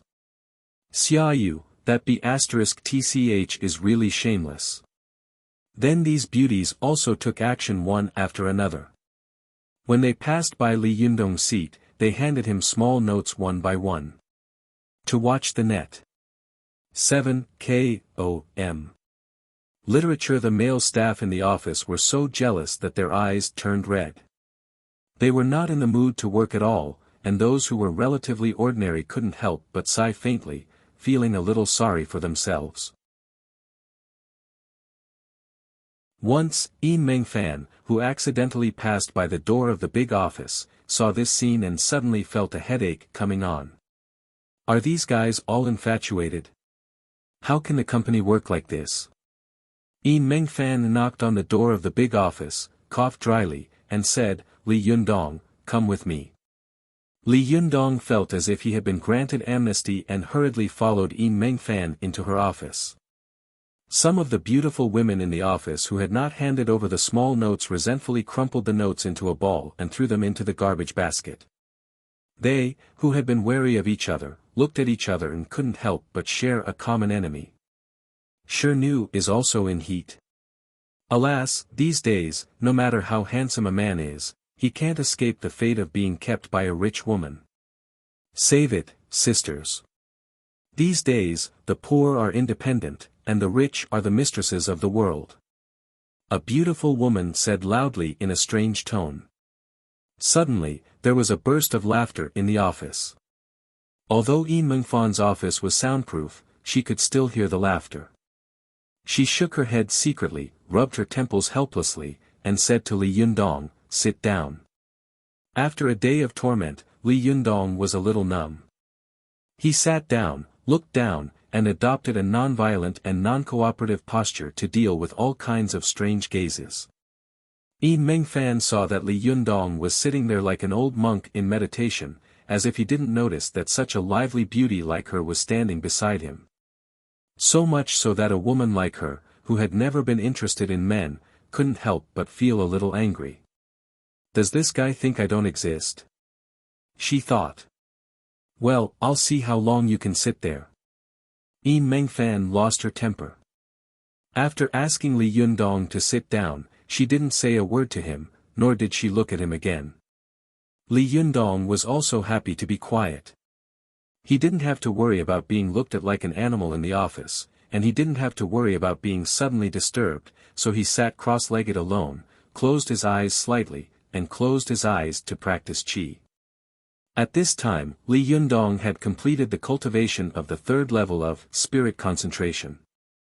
For him, practicing qi no longer had to be done at a fixed time and in a fixed place like before to have the best effect. During the Song Huizong period, the Huandan Reviving Life Manual, written by Xue Daoguang, who abandoned the monk and became a Taoist, said, "There is no need to look for the winter solstice to refine pills, there is a yang in the body." Li Yundong was in this state now. No matter when and where, the qi in his body was like a furnace that would never be extinguished. In the middle of the furnace, there was always a small pool of pure yang qi burning and jumping. As long as he fiddled with it a little, it would immediately become a prairie fire. Although Li Yundong had been practicing qi, he didn't know that when he was practicing qi, there would be a strange state of 3 flowers at one's prominence and 5 qis at the origin, on top of his head. Therefore, he didn't avoid Meng Fan when practicing qi, and he enjoyed himself. After a while, there was a looming white qi rising from the top of Li Yundong's head. It was like an incense stick, condensing and not dissipating until it reached the roof and spread around. At first, Meng Fan didn't notice it, but when she inadvertently glanced at Li Yundong, she was stunned. A thought came to her mind, damn, this guy can't be a living immortal, right? This is too exaggerated, isn't it? Meng Fan stared at Li Yundong in a daze. It wasn't until the phone in front of her table rang that she came back to her senses. After taking a deep breath, she picked up the phone. When she heard it, it was none other than Zhou Qin. "Meng Fan, it's me. Are you free now?" Zhou Qin said on the other end of the phone. Meng Fan looked at Li Yundong and replied in a low voice, "Yes, yes." Zhou Qin heard Meng Fan's strange voice and couldn't help asking, "What's wrong with you? Are you in a meeting?" Meng Fan said, "No." Zhou Qin asked in confusion, "Then why are you acting like a thief?" Meng Fan looked at Li Yundong, who was still in meditation, and said with a wry smile, "It's all because of this strong man you got me." Zhou Qin had called to ask about Li Yundong. When she heard this, she suddenly felt refreshed and said, "How is Li Yundong? Is he okay with you?" As Zhou Qin said this, she suddenly remembered that Li Yundong's temper was a little impulsive and irritable, so she said, "By the way, he has a bad temper. You have to be more careful." Meng Fan smiled bitterly and said, "He has a bad temper. He taught me a lesson on the first day. It would have been fine if he had just taught me a lesson, but he even taught Shen Hui a lesson." Zhou Qin was stunned. "Shen Hui? Your cousin? Shen Songhai's daughter? The eldest daughter of the Shen family?" Meng Fan smiled bitterly and said, "Yes, he scolded her and ran away crying." Zhou Qin giggled and said, "That's very in line with his style of doing things, but I heard that Shen Hui is a beauty. He was willing to scold her." Meng Fan said in a low voice, "Isn't that right? It's like destroying a flower with a hot tongue. I say, who is this friend of yours? Why do I think he doesn't look like a mortal?" Zhou Qin heard her tone and her heart skipped a beat. She couldn't help but ask, could something have happened to him? Meng Fan roughly told her what had happened that day, then glanced at Li Yundong and said, "Zhou Qin, where did you find such a strong man? Isn't it too exaggerated? He doesn't look like a human being at all. I don't know how to use him." Zhou Qin held her mobile phone and listened to Meng Fan talk about Li Yundong's deeds.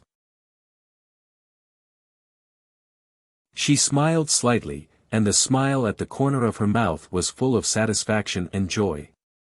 She was even happier than when others praised her 100 times. Now you know that he is a strong man, right? I'm right, aren't I? Yin Mengfan nodded like a chicken pecking at rice. He's too strong, too abnormal. As she said this, she covered her mouth with her hand and lowered her voice.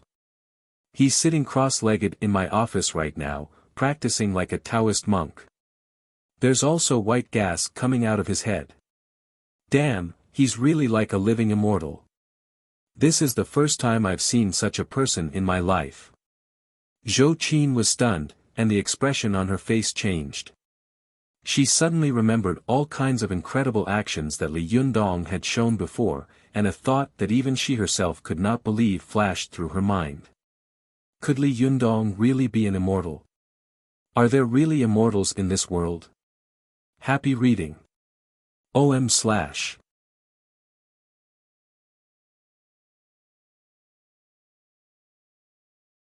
Chapter 118. Go to watch net.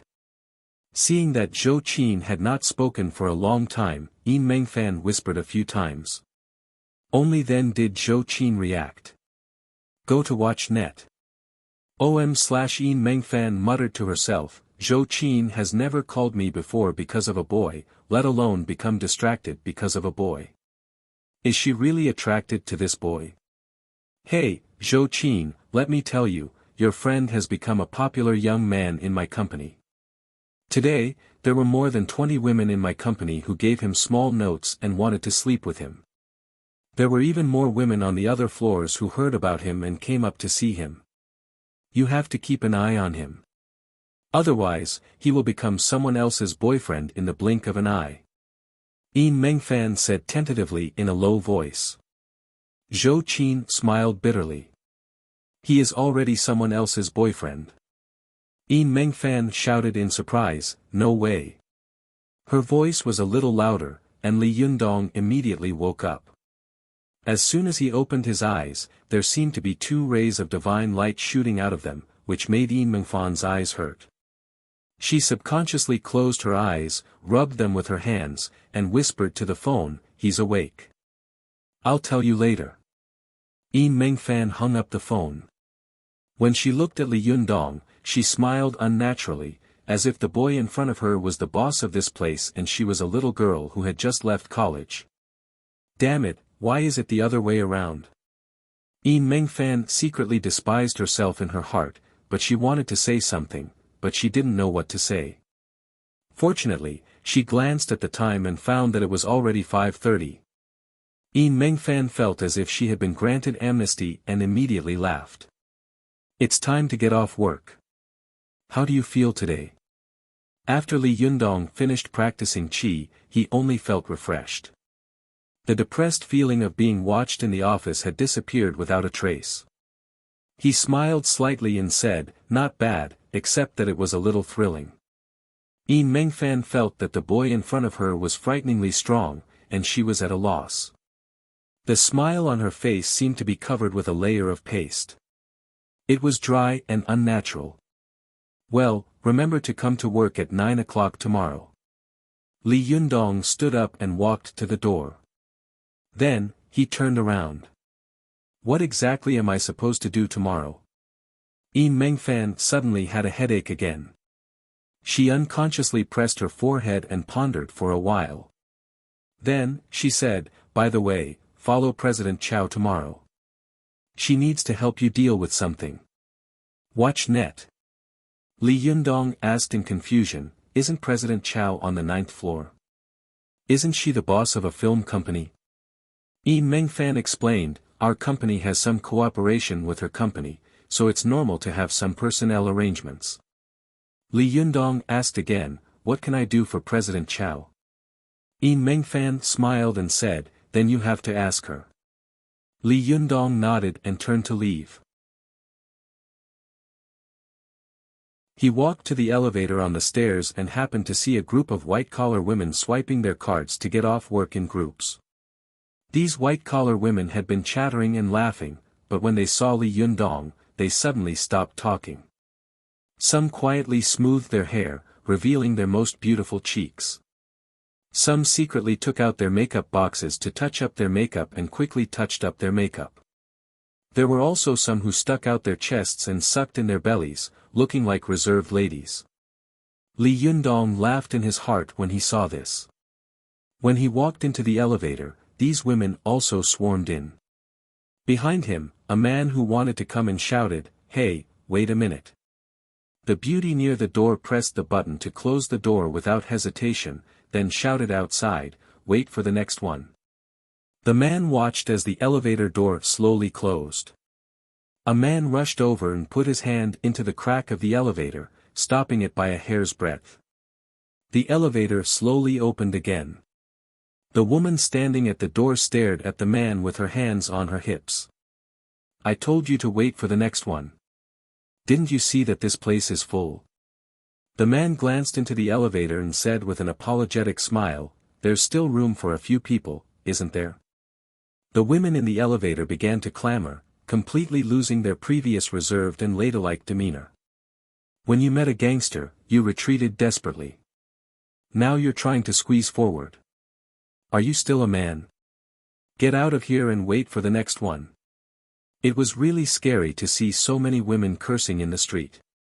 The man was so scared that he took 2 steps back, and the woman at the door quickly pressed the button to close the door. As soon as the elevator door closed, the women in the elevator raised their hands and cheered, as if they had won a great victory. They cheered, looked at each other, and then looked at Li Yundong, who had a strange expression on his face, and laughed. Go to the internet. Li Yundong didn't know whether to laugh or cry. These women are really funny. Fortunately, after the women won the elevator battle, they did not further harass Li Yundong. After laughing, they returned to being reserved and ladylike. They were well aware of the truth, to treat the enemy as cold as winter, and to treat the handsome man as reserved as a lady. It was not easy to reach the first floor. The first thing Li Yundong did after escaping from the fragrant elevator was to take a deep breath. In the elevator, the smell of all kinds of perfumes made him suffocate. Walking out of the company building, the white-collar workers were whispering to each other and egging each other on. Go, what are you afraid of? So many sisters are giving you courage. Isn't it just asking him out for a meal? No, it's so embarrassing to be rejected. What does it matter? If you walk by the river often, your shoes will get wet. How many stinky men have you rejected in your daily life? Today, you were rejected by a stinky man. It's the cycle of heaven and retribution. The women all giggled. While they were hesitating, they saw a dark red Lamborghini coming from the road in front of the company and squeaking to a stop in front of Li Yundong. As soon as these women saw this extremely flashy little sports car, their faces immediately showed jealousy and disappointment. They stopped talking and looked over in unison. After the little sports car stopped, the scissor door, which was as bright as a mirror, opened with a swish, and a head popped out. She was wearing sunglasses that covered half of her face, and only her straight nose and red and sexy lips could be seen on her face. President Chow. Li Yundong was stunned for a moment. He had made up his mind about this woman. This woman is too flirtatious. It seems that she is seducing people all the time. This kind of person must be a lot of trouble, so it's better not to provoke her. It took Chow Kefi a whole day to adjust her mentality and mood, so that she could face Li Yundong calmly. Her red lips formed a charming and moving arc, and she said with a smile, "Handsome boy, would you like to do me a favor?" Li Yundong pretended not to understand. He blinked and said, "What do you mean by favor?" Although Chow Kefi covered most of her face with sunglasses, the sexy lips that were exposed were even more seductive. The corners of her mouth were always able to draw all kinds of curves that could not only make a man's heart beat faster, but also accurately express her own emotions. Chow Kefi said angrily, "Of course, to get in the car." Li Yundong continued to play dumb. What for? Chow Kefi was a little depressed. She felt that the courage that she had summoned with great difficulty was slowly disappearing. Of course, to have dinner together. Li Yundong smiled and said, I have to rush back to make dinner for my girlfriend. What? He has a girlfriend. And he still has to rush back to make dinner. The white-collar women who heard their conversation not far away felt dizzy. They not only regretted the tragic reality of Li Yundong being taken, but also sighed that there was such an extinct good man in this world. So strong, so handsome, and so family-oriented. God, give me a man like this. A woman clenched her fists like a love-struck fool and made a young girl's prayer. The women next to her made fun of her. Don't be a love-struck fool. I've never seen a man like this in my life, except for the one in front of me. Ah, it's a pity that the man is taken. What are you afraid of? As long as the hoe is wielded well, there's no man that can't be stolen. Let's see how Chow Kefi steals him. Well, I guess Li Yundong will get in the car soon. Can he not get in the car? Chow Kefi is known as the male Terminator. Looks, figure, wealth, tsk, our looks are incomparable. But if this kind of man is really stolen, and someone else comes to steal him, what will you do? Those who steal people will also steal people.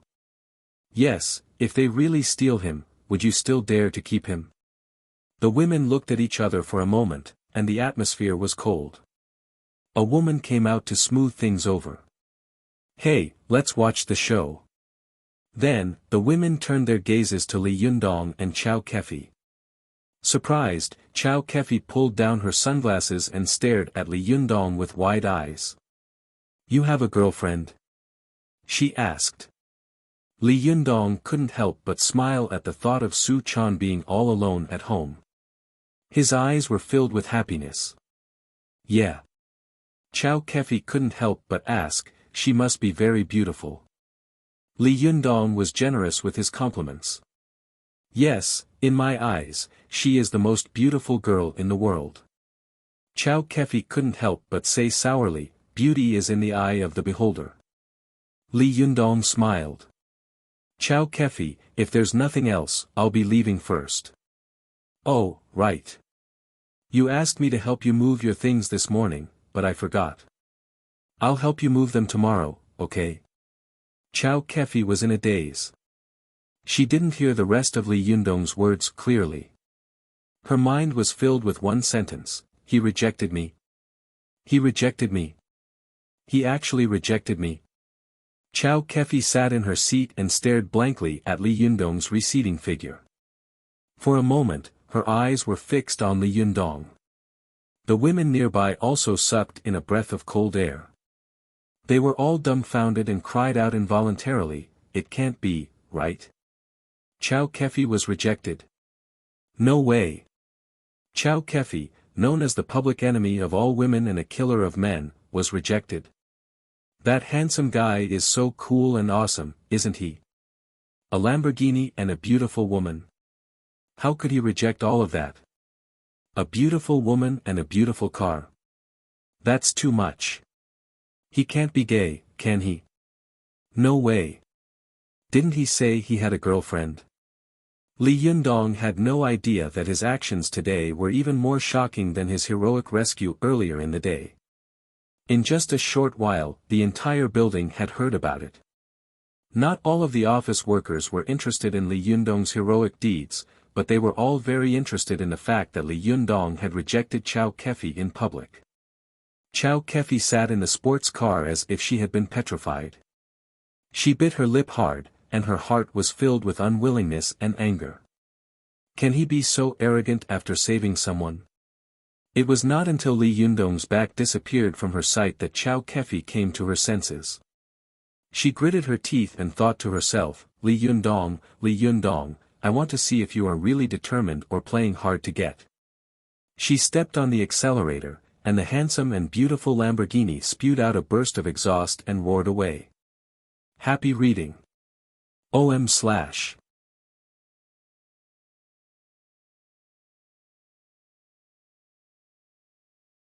Chapter 119. Go to watch net. Li Yundong walked along the street for a long distance, ready to take the bus home, but he suddenly heard the roar of a motor coming from behind him. Watch net. 7 KOM. Rainbow * literature _learning% super #speed. Update. Li Yundong looked back and saw that Chow Kefi's Lamborghini had caught up with him again. He shook his head helplessly and was about to step forward to make things clear. Suddenly, the Lamborghini made a beautiful drift in front of him, and the scissor door opened. Chow Kefi took off her sunglasses and shouted in panic, "Come on, someone is chasing me. Help!" Li Yundong was stunned and couldn't help turning his head to look back. He saw that the road behind him was so empty that he could sleep on the floor. He asked in confusion, "Where is the person chasing us?"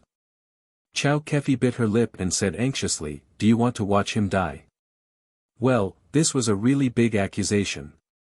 Li Yundong had no choice but to sigh and get in. When he lowered his head and went in, Chow Kefi's eyes showed a trace of complacency and slyness. She secretly made a victory gesture and said in her heart, "Chow Kefi versus Li Yundong, the first round, in." In order not to be discovered by Li Yundong, Chow Kefi quickly put on her sunglasses and closed the car door. She stepped on the accelerator and roared away before Li Yundong could sit still. The people on the side of the road saw this scene. The women looked at the sports car with envy, wishing that they were Chow Kefi.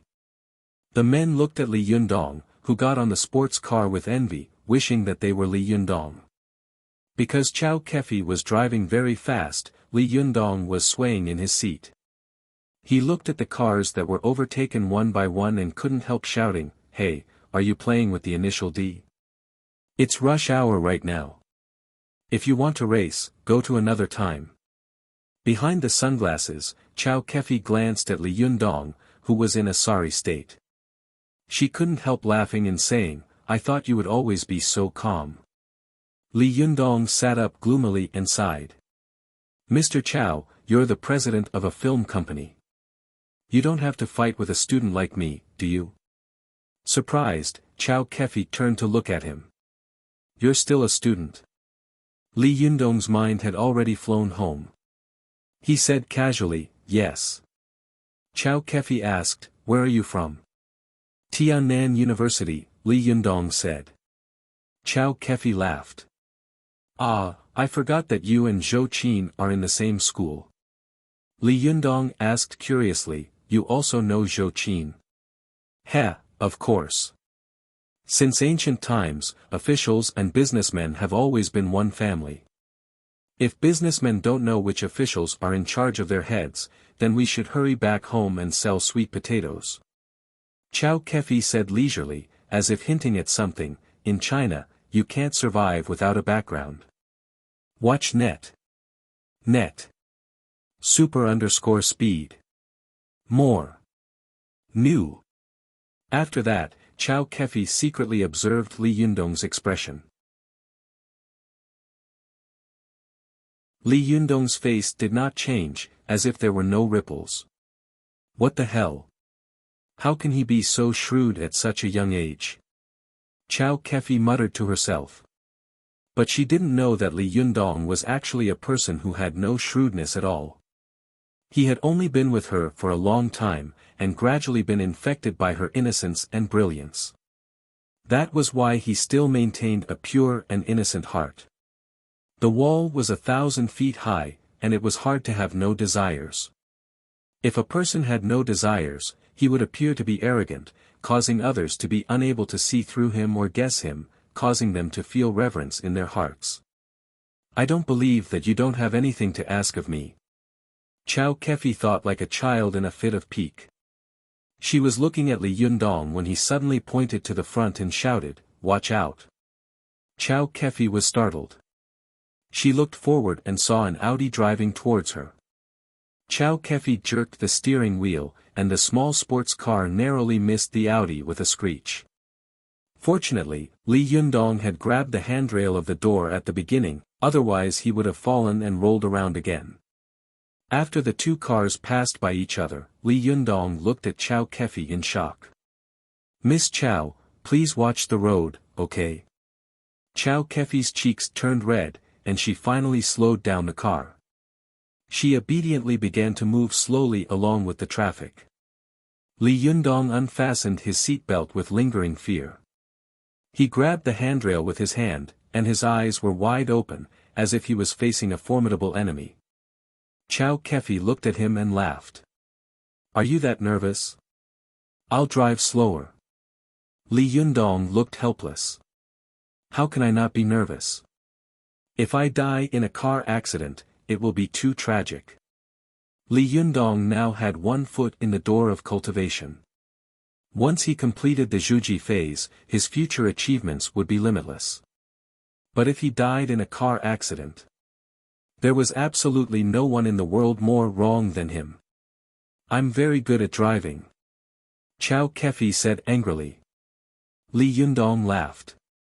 Well, Comrade Schumacher, can I trouble you to take me home? I don't seem to see anyone chasing you along the way. Chow Kefi slammed her foot on the brake and stopped the car by the side of the road. She looked at Li Yundong with a sorrowful look on her face. Li Yundong, you saved me once. Can't you let me thank you for that? Chow Kefi said. Li Yundong, you saved me once. Li Yundong frowned, and his expression was awkward and conflicted. But, my girlfriend is still waiting for me at home. Chow Kefi begged, can't we just have a meal together? Li Yundong hesitated for a moment. He searched his body and found that he hadn't brought his cell phone with him. He said to Chow Kefi, can you lend me your cell phone? Chow Kefi handed over her iPhone. Li Yundong dialed Su Chan's number. After waiting for a while, a sweet voice came out. Yundong, when are you coming back? Li Yundong couldn't help laughing. How did you know it was me? Su Chan giggled. There are only two people who know my phone number. One is Zhou Qin, and the other is you. Go to CNET. Rainbow ** literature _ school % super #fast. Update. Li Yundong smiled. Well, you're smart. Are you good at home? Su Chan said coquettishly, good, I'm very good. When are you coming back? Li Yundong looked up at Chow Kefi and said, I'm going to have a meal with a boss of the company.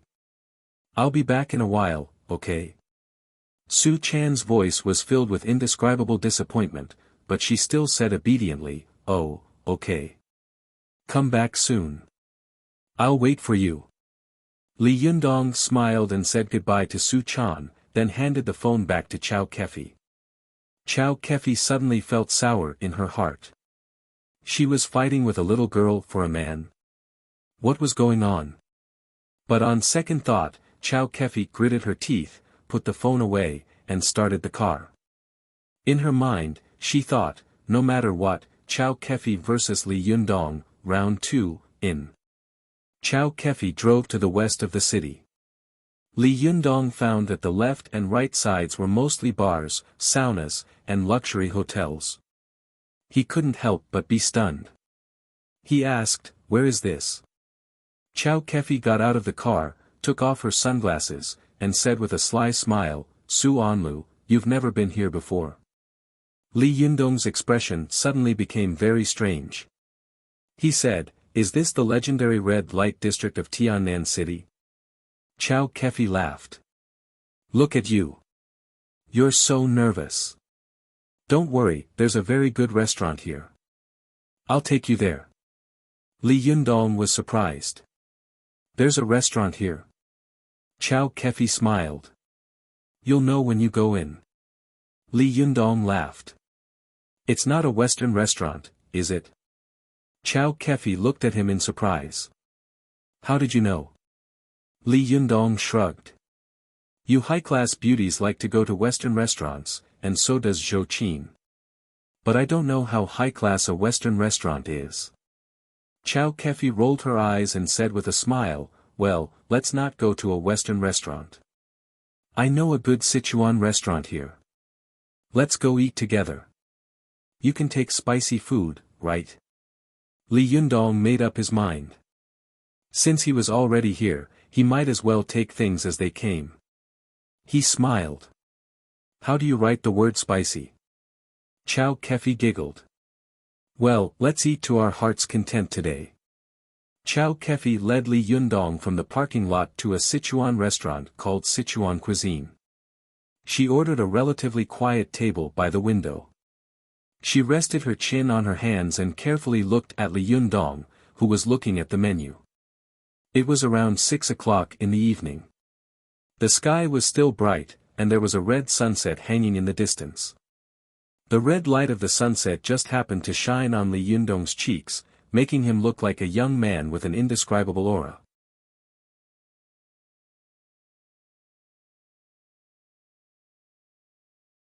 Chow Kefi seemed to know this characteristic of herself, so she deliberately wore a pair of heavy black-rimmed glasses to suppress her innate seductive charm. Now that Chow Kefi had taken off her glasses, her eyes seemed to be electrifying. Her charm was amazing, especially her plump figure. She held her chin with her hands, and her full breasts were squeezed into a deep ravine. She was so attractive that it was enough to bury the ambition of any man in the world. Chow Kefi hadn't expected Li Yundong to answer her so shamelessly. Like a little girl, she said coquettishly, "Are you blaming me? What the hell did you do? I can't even be a man anymore." Li Yundong was extremely embarrassed. He coughed dryly and winked at her. "Hey, President Chow, watch your image." Chow Kefi looked around at the strange gazes around her, and her earlobes turned as red as cinnabar. However, she forced herself to be calm and said, "That's right. Who knows what you did to make me look like that? You made me look like that." For a moment, the gossip in the hearts of the surrounding gossipers was burning fiercely. All of them wished that their ears could stand up 8 feet high and become sensitive to the wind. They all looked at Li Yundong like wolves and tigers, full of hatred and jealousy. What the hell is going on? Li Yundong was a little crazy. He looked at Chow Kefi with a broken expression and thought to himself, why are all the beauties in the world so stupid? At first, Su Chan spoke like this, and then Feng Na also spoke like this. Why does President Chow, who looks so mature, also speak like this? Chow Kefi's face was as red as a rosy cloud, echoing the sunset outside the window. She was really beautiful. A smile flashed in her eyes, but her face was still sad and gloomy. She tapped the plate in front of Li Yundong with her chopsticks and said, "Hey, say something. Don't think that you won't be responsible if you don't speak. You have to be responsible for doing such a thing. You have to be responsible for doing such a thing." The gazes of the people around them became more and more strange. When they looked at Li Yundong, it was as if they were looking at Chen Shimi, a heartbreaker. Some of them muttered in their hearts, "What on earth did you do? Just say it. You want to kill me." Li Yundong's calmness and composure completely collapsed at this moment, and his psychological defense was completely broken. He raised his hands and smiled bitterly. "President Chow, I was wrong. If you have anything to say, just say it. Don't talk like this. I can't take it." Chow Kefi rolled her eyes and giggled proudly. In her heart, she made a victory gesture, Chow Kefi versus Li Yundong, in 3:0. A mature woman defeated a young boy. Happy reading. OM/.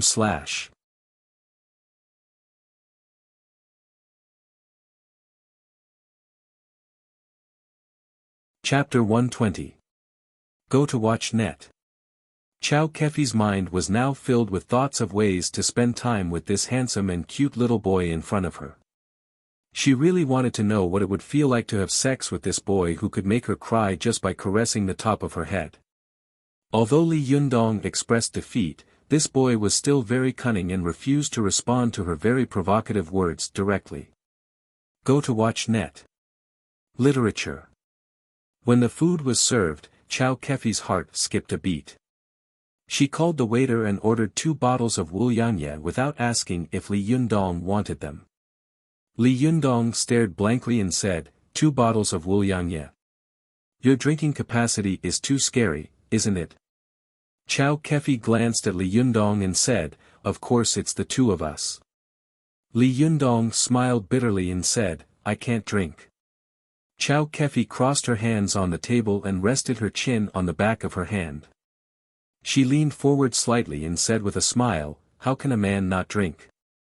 Li Yundong thought for a moment and said, then 1 bottle is enough. This is white wine. Chow Kefi said with a smile, it doesn't matter. We can talk about it if we can't finish it. Li Yundong was speechless and thought to himself, anyway, you are the one paying for it. Why should I save money for you? But how could he know that Chow Kefi was now thinking of getting him drunk and then pouncing on him? Soon, 2 bottles of Wulianye were served, and they were high-quality Wulianye with 68% alcohol. Even a man would not be able to distinguish between good and bad after drinking 2 glasses. Chow Kefi opened a bottle of wine and poured a full cup in front of herself. It was a teacup of 4 taels. Li Yundong grimaced. I say, President Chow, are you drinking this like water? Can you do it? Chow Kefi laughed and said proudly, do you know that I used to be known as a wine fairy who could not be drunk even after 1,000 cups? Li Yundong and Chow Kefi gradually became familiar with each other, so he spoke more freely. He cupped his hands and said with a smile, sorry for not recognizing you. It turns out to be Junrin Chow. Go to watch net. 7 KOM. Rainbow ** literature _learning% super #fast. Update. Chow Kefi also raised her cup and said in a rough voice, I'll drink first as a sign of respect. Young hero, please feel free to do as you please. After saying that, he raised his head and gulped down the entire cup of liquor in one breath. Li Yundong was dumbfounded. F***ck me. Hey, slow down, don't have another heart attack. Chow Kefi drank a glass of hard liquor, and her face suddenly flushed. Her eyes seemed to be filled with spring water, and the skin on her neck and chest revealed a gorgeous blush. She giggled and said, don't you have a heart attack? As she spoke, she shot him a coquettish glance. Fortunately, Li Yundong hung out with Su Chan, a natural fox, all day long. Otherwise, he would have been seduced by Chow Kefi, a mature woman. He only felt his heart skip a beat, and his eyes unconsciously looked away. Chow Kefi saw that Li Yundong was a little unnatural and thought that he was shy. She smiled and said, I've already drunk. You should at least show some respect, right? Li Yundong had never drunk before, and he didn't know if he could drink. He smiled bitterly and said, I can't drink. Chow Kefi was full of evil intentions and kept encouraging Li Yundong to drink. She said with a smile, it's okay. It's a little uncomfortable to drink with your eyes closed for the first time. After saying that, she giggled ambiguously. Li Yundong smiled bitterly in his heart. How could he meet such a person on his first day at work? Or the boss of the company? Why does she always say such irrelevant things? Li Yundong thought to himself, I'm already very sorry for leaving Su Chan alone at home. If I go back drunk, wouldn't I be too heartless? Li Yundong refused in every way possible, while Chow Kefi tried to persuade him to drink. While the two of them were entangled, they suddenly heard a voice coming from the side. Hey, isn't this President Chow? Li Yundong and Chow Kefi looked to the side together and saw a middle-aged man in a suit and leather shoes standing in front of them. Although he looked dignified, his eyes were always lingering on Chow Kefi's plump chest. Go to see. Net. Super_speed. More. New. As soon as Chow Kefi saw the man, a flash of disgust flashed in her eyes, but she quickly smiled and said enthusiastically, Oh, it's President Chow. What a coincidence. Are you also here for dinner? President Zhao pointed to a few men behind him who were also in suits and leather shoes and said, "I came here with a few clients to discuss business. I didn't expect to meet you here." As he said this, President Zhao looked at Li Yundong. "This is..." Chao Kefi pointed to President Zhao and introduced him to Li Yundong. "This is Zhao Yuzhen, the boss of Cathay Electronics Limited Company in the city." After that, she pointed to Li Yundong and introduced him to Zhao Yuzhen. "This is Li Yundong, a college student who just came to work in Yinmengfan's company today." When Zhao Yuzhen heard that Li Yundong was a college student, a trace of contempt flashed in his eyes. He didn't shake hands with Li Yundong, but just nodded indifferently. Then, when he turned to look at Chao Kefi, his smile became very warm again. "President Chao, it's such a coincidence today. Why don't we eat together?" Chao Kefi cursed in her heart, "Zhao Yuzhen, you be ****, get away from me. You're delaying me from having sex here." She cursed in her heart, but she smiled and said, "That's not very good. The dishes have already been served. Besides, President Zhao, it's not good for me to participate in your business with your clients, is it?" When Zhao Yuzhen heard her refusal, a trace of unhappiness and resentment flashed in his eyes. He didn't want to force her. After shaking hands with Chao Kefi, he glanced greedily at the ravine on her chest and then turned to leave. Chao Kefi had been watching Zhao Yuzhen leave with a smile on her face. After they entered the box and disappeared, she sat down, took out a wet tissue from her carry-on bag with a gloomy face, and wiped her hands hard. Li Yundong could see that Chao Kefi was in a bad mood, so he didn't ask any more questions. He just picked up the dishes on the table with his chopsticks and ate alone. After wiping for a while, Chao Kefi suddenly had no intention of seducing Li Yundong. She sighed with waning interest and said in a weathered tone, "Shaoli, I'll call you brother for the sake of my seniority. You see me driving such a good car, wearing gold and silver jewelry, and being the boss of the company. It seems that I'm very glorious, but who knows the bitterness in it? You're like Mr. Zhao. Although he's not my boss, I still have to be polite and smile at him. Because people in our line of work lack money the most. And what they don't lack the least is money." Chao Kefi smiled bitterly. "They can be said to be potential investors, so no matter how disgusting they are, I have to bear it. I have anger and grievances in my heart. Who can I find to vent my anger? Alas, your sister, I've been living a hard life for so many years." Chao Kefi sighed with red eyes. Li Yundong didn't answer and listened quietly. Chao Kefi poured herself another glass of wine and drank it by herself. She said with a wry smile, "When I first entered the industry, I didn't drink a drop of wine. But now, drinking makes me sick, and I can't quit. The most terrible thing is that even if I want to quit, I can't. Because in this industry, if you don't drink, how can you survive? Those men just want to get you drunk so they can take advantage of you." Chao Kefi drank another glass of wine alone. After drinking 8 taels of wine, Chao Kefi was already a little drunk. She had accumulated a lot of complaints and pain in her daily life and had nowhere to vent them. Today, she suddenly met Li Yundong, a boy who was different from the others and made her feel extremely good. Suddenly, her closed heart was opened and she talked endlessly. It was the easiest to get drunk while complaining. After drinking another glass of wine, Chao Kefi was already a little drunk. She looked at Li Yundong with blurred eyes, smiled, and said, "You men are all the same. When you see a beautiful woman, you seem to have lost your soul and try to get into her clothes. Are you the same?" Li Yundong had been listening to Chao Kefi talk about her entrepreneurial past, and he couldn't help but have some respect for this strong woman who had gone through hardships to create a company. He reached out and grabbed the glass from Chao Kefi's hand, saying, "Mr. Chao, you're drunk." Chao Kefi grabbed the glass from Li Yundong's hand with a smile. "Nonsense. Look at me. How could I be drunk?" Hey, give me back the glass. I'm going to be angry. Li Yundong smiled and hid the glass behind him. No, I can't drink anymore. Chow Kefi said angrily, why are you like other men? So overbearing. I'm not drunk. You don't believe me. Smell it if you don't believe me. As she said this, she sat down next to Li Yundong's seat and threw herself into his arms like a burning fire.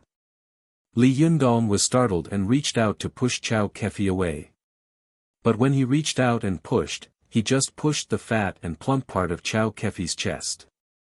As soon as his warm and strong hand touched Chow Kefi's skin, the mature woman seemed to turn into a mass of spring water and almost melted in Li Yundong's arms. Chow Kefi grabbed Li Yundong's hand to prevent it from escaping her chest. She didn't care that they were in the dining room. She giggled and looked as if she had caught him in the act. See? You've finally shown your true colors, haven't you? You pretend to be serious on the surface, but in fact, you are just like other stinky men. You only think about those bad things. No matter how calm Li Yundong was, he couldn't help but panic. He explained, I didn't mean it.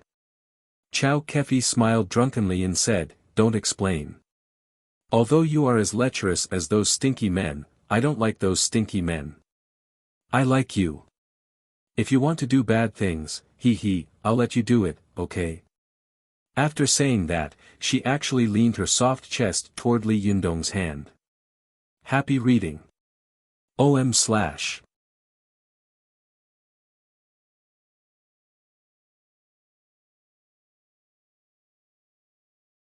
Chapter 121. Go to watch net. Li Yundong quickly retracted his hand. He didn't know whether to laugh or cry. Sister, this is a restaurant. With so many people watching, do you want to put on a live erotic show? Seeing Li Yundong retreat, Chow Kefi giggled. Just as she was about to reach for a yard after taking an inch, she suddenly heard a cold snort next to her, and a jealous voice rang out. Oh, so intimate. It seems that I came at the wrong time. Chow Kefi turned her head with hazy eyes and giggled. Zhao, President Zhao, what are you doing here? Zhao Yuzhen had come to propose a toast to Chow Kefi, but as soon as he came out, he saw this scene. He was shocked and jealous. He knew that although Chow Kefi looked romantic and charming, like a sexy goddess, she was actually very pure and self-disciplined. Many people wanted to take advantage of her, but they failed. He had long admired Chow Kefi's beauty and had pursued her in private for a long time, but Chow Kefi had always kept a distance from him, which made him very angry. Go to watch net. 7 KOM. The sexy goddess he had pursued for a long time had been taken advantage of by a stupid Sing University student. It was really unbearable. Although Zhao Yuzhen was talking to Chow Kefi, his eyes were squinting at Li Yundong, full of contempt and disdain. His eyes seemed to be saying, boy, who do you think you are? You haven't been weaned yet, have you? Go back to your mother's womb and drink a few more years of milk before coming out again. Li Yundong was secretly displeased by Zhao Yuzhen's gaze. Although Chow Kefi was a little drunk, she knew very well in her heart. She said with a smile, oh, President Zhao has proposed a toast to me. How can I not drink it? As she spoke, she poured herself a glass and said with a smile, I'll drink first. Then she raised her head and gulped down the wine. As soon as Chow Kefi raised her neck, a large area of pink was exposed on her chest. Zhao Yuzhen's eyes were fixed on her, and he wished his eyeballs could stick to her chest.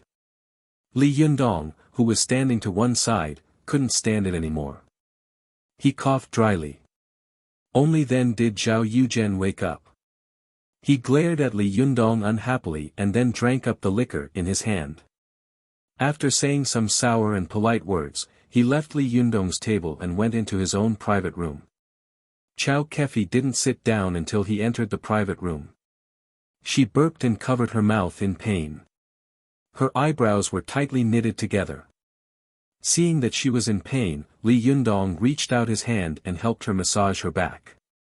How can you drink like this without harming your body? Did you see how much wine he had in his glass? But you drank a full cup. How could you not be at a disadvantage? Chow Kefi had been complaining to Li Yundong while drinking. She hadn't eaten much. No one could stand a few glasses of wine, let alone she was in poor health. Chow Kefi's eyes were filled with tears, and her voice was a little hoarse. She forced a smile and waved her hand. It's okay. I'll be fine in a while. I'm used to it. Watch net. Li Yundong's heart softened. He reached out his hand and massaged the meridians and acupoints on Chow Kefi's back. For a moment, Chow Kefi felt warmth on her back, and her whole body felt lazy, as if she was soaking in warm water. Every pore on her body was so comfortable that she wanted to moan. It's so comfortable. Chow Kefi groaned. She glanced at Li Yundong with her charming eyes and said, "Good brother, is this how you saved me?" Li Yundong smiled and was about to speak when he suddenly heard Zhao Yogan's voice from the side. "Hey, if you want to be intimate so much, go somewhere else. This is a place for eating." Chow Kefi straightened up and forced a smile. "Mr. Zhao, what's the matter?" Zhao Yuzhen pointed to a middle-aged man standing next to him and said, "This is Mr. Xia of Jiahe Wood Company. I've heard a lot about you. I want to have a drink with you." Chow Kefi's face was a little pale. She knew that if she continued drinking, she would definitely be drunk today. She forced a smile and said, "Mr. Zhao, I really can't drink today." Before she could finish speaking, Zhao Yuzhen said in a strange tone, "Mr. Chow, are you serious? You can't even drink a little. You can drink a lot." As he spoke, he glanced at Li Yundong and said in a strange tone, "You'd rather drink with him than with us, wouldn't you?" Chow Kefi was angry, but there was nothing she could do. She gritted her teeth, poured a full glass, and said, "Well, Mr. Xia, this is a toast to you." Mr. Xia was a bald middle-aged man with a very wretched expression. He looked at Chow Kefi lecherously, and when he grinned, he looked like a hippopotamus. Chow Kefi picked up the glass and was about to raise her head to drink when she saw an arm stretch out from the side and stop her. It was Li Yundong. Li Yundong saw that Zhao Yuzhen had tried to force Chow Kefi to drink again and again. It was fine if he was alone, but he had even brought a helper. He was angry in his heart and said with a sneer, "I'll drink for Mr. Chow." Zhao Yuzhen looked at Li Yundong in surprise and laughed. "You? Who do you think you are?" Chow Kefi's face was a little ugly. She said to Li Yundong, "It's okay. I'll do it myself." However, Li Yundong pushed her behind him with his hand and stared at the two men in front of him with a cold expression. The corners of his mouth were full of a sneer.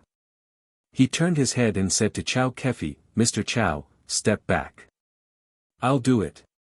Li Yundong's voice was indescribably decisive, just like the words of a person who had been giving orders for a long time, making people unconsciously do what he said. "Go to see." Chow Kefi was stunned for a moment. She unconsciously sat down and looked at the back of the young boy in front of her with blurred eyes.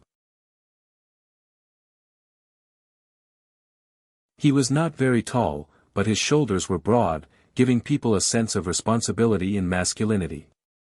His back was broad and muscular, and even through his clothes, the muscles could be seen rising and falling with his movements, full of a sense of reassuring strength. His back was straight, as if there was a sharp sword hidden in it. Even without touching its sharpness, one could feel its arrogance. Seeing that Li Yundong had taken the initiative to come out to drink, Zhao Yuzhen sneered and said, "Do you think you deserve to drink with us?"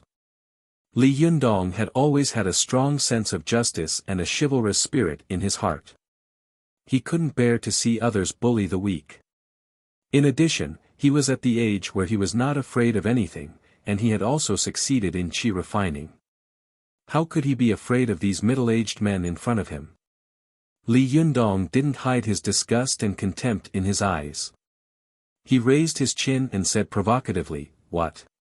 You don't dare."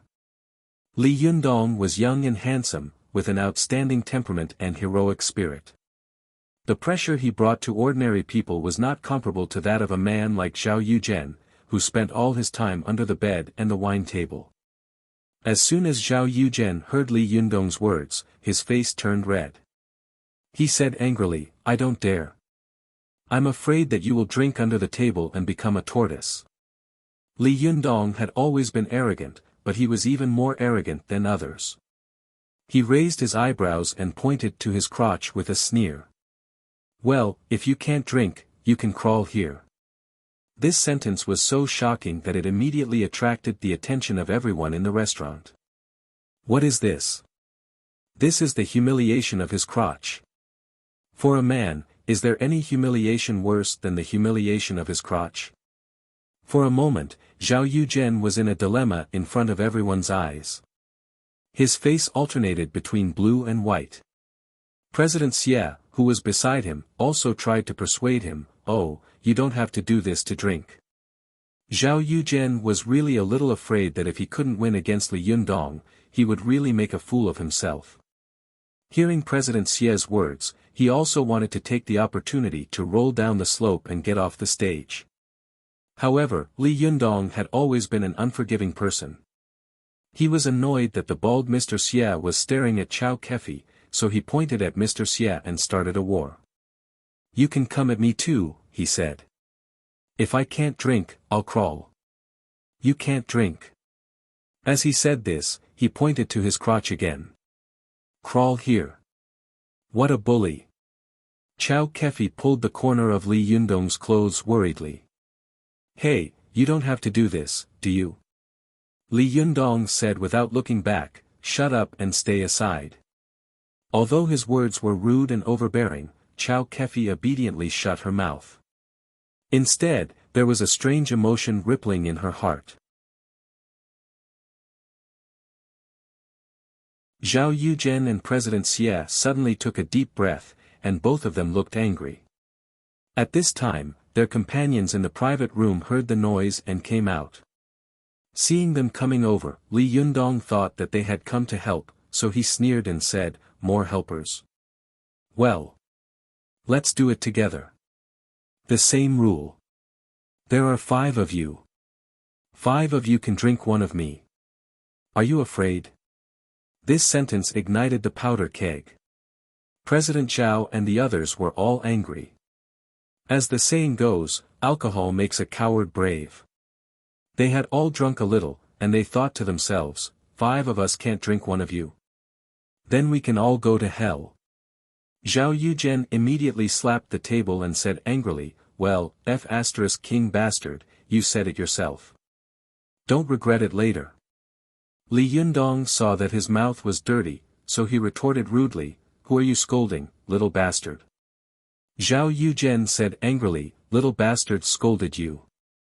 Li Yundong laughed and said, Yes, little bastard scolded me." This was a classic dialogue in The Return of the Condor Heroes. All the people in the hotel burst out laughing. Zhao Yuzhen was so angry that he pointed at Li Yundong, trembling all over. Well, you have guts, you have guts." Since Li Yundong had succeeded in qi refining, although his character had gradually become calm, he was still impulsive and irritable when he encountered something. Moreover, once he lost his temper, he would ignore everything and not consider the consequences at all. He sneered and said, "Of course I have guts. I'm bullying you men alone. If that's not guts, then what is it? I'm not like you men bullying a woman. Of course, I don't have guts." After he said this, the women next to him cheered. Chao Kefi also looked at Li Yundong with shining eyes, and the look in her eyes became more and more infatuated. Zhao Yuzhen was so angry that he almost fainted. He turned around and shouted, "Waiter, serve the wine." Although the waiter looked embarrassed, he was very happy in his heart. Fight to the death and drink a few more bottles of wine. This is all performance. After a while, 6 bottles of Wuliangye, which were more than 60 degrees, were placed on the table. Li Yundong took one bottle and said loudly, "I'll drink one bottle, and the 5 of you will drink one. How about that? Is it fair?" When the people next to him heard this, they were secretly worried about Li Yundong. How could he possibly outdrink them? Zhao Yuzhen grinned grimly and said, "If you really want to die, then don't blame us." As he said this, they poured the wine, 1 glass for each person. Then they raised their glasses and drank it all in one gulp. Then they looked at Li Yundong arrogantly and said, "It's your turn." Those who could drink 4 taels of white wine in one breath were all strong people. As soon as these people raised their necks, everyone in the hotel who knew how to drink knew that these people had a high capacity for liquor and were not to be trifled with. The young man was most likely going to lose. However, Li Yundong still looked at them with a sneer. When he opened the bottle cap, he didn't forget to sneer at them. "What's the point of drinking with a cup?" As he said this, he used his palm as a knife and cut the neck of the bottle with a swish. He cut the mouth of the bottle with his bare hand, and the cross-section was as smooth as a knife. Everyone in the hotel was stunned by this move, and then there was a burst of exclamation. "Damn, he's a strong man." Li Yundong raised his head and opened his mouth. The liquor of 60 degrees fell into Li Yundong's mouth like a silver ribbon in the air. Li Yundong's Adam's apple rolled up and down, but everyone saw that although Li Yundong was drinking so much, not a drop of wine was spilled. For a moment, no one in the hotel was in the mood to eat. They all watched the young man drink the bottle as if it were water. In just a short while, the bottle of white wine had been drunk by Li Yundong. He lowered his head, wiped his mouth, and put the bottle aside with a clang. He shouted with an amazing momentum, again. When drinking, momentum was the most important thing. Before, Zhao Yuzhen and the others had drunk all the white wine in the glass in one gulp, which had already been very heroic. However, Li Yundong drank the whole bottle in one breath, as if he was drinking nectar. He was hearty, but he didn't look drunk at all. What a terrifying capacity for liquor. Chow Kefi was stunned and was speechless in her heart. "Oh my God, I actually wanted to get him drunk. This is a wine immortal." In the face of Li Yundong's provocation, it was impossible for Zhao Yuzhen and the others to retreat at this time. They looked at each other and cheered each other on. "What are you afraid of? 5 men can't drink as much as a little kid." Zhao Yuzhen was emboldened. He also shouted, "Waiter, 6 more bottles." Li Yundong threw his head back and laughed. His face was ruddy, as if he was drunk and talking nonsense. "6 bottles is nothing," he said. "6 bottles is nothing. Waiter, bring all the wine here." "What?"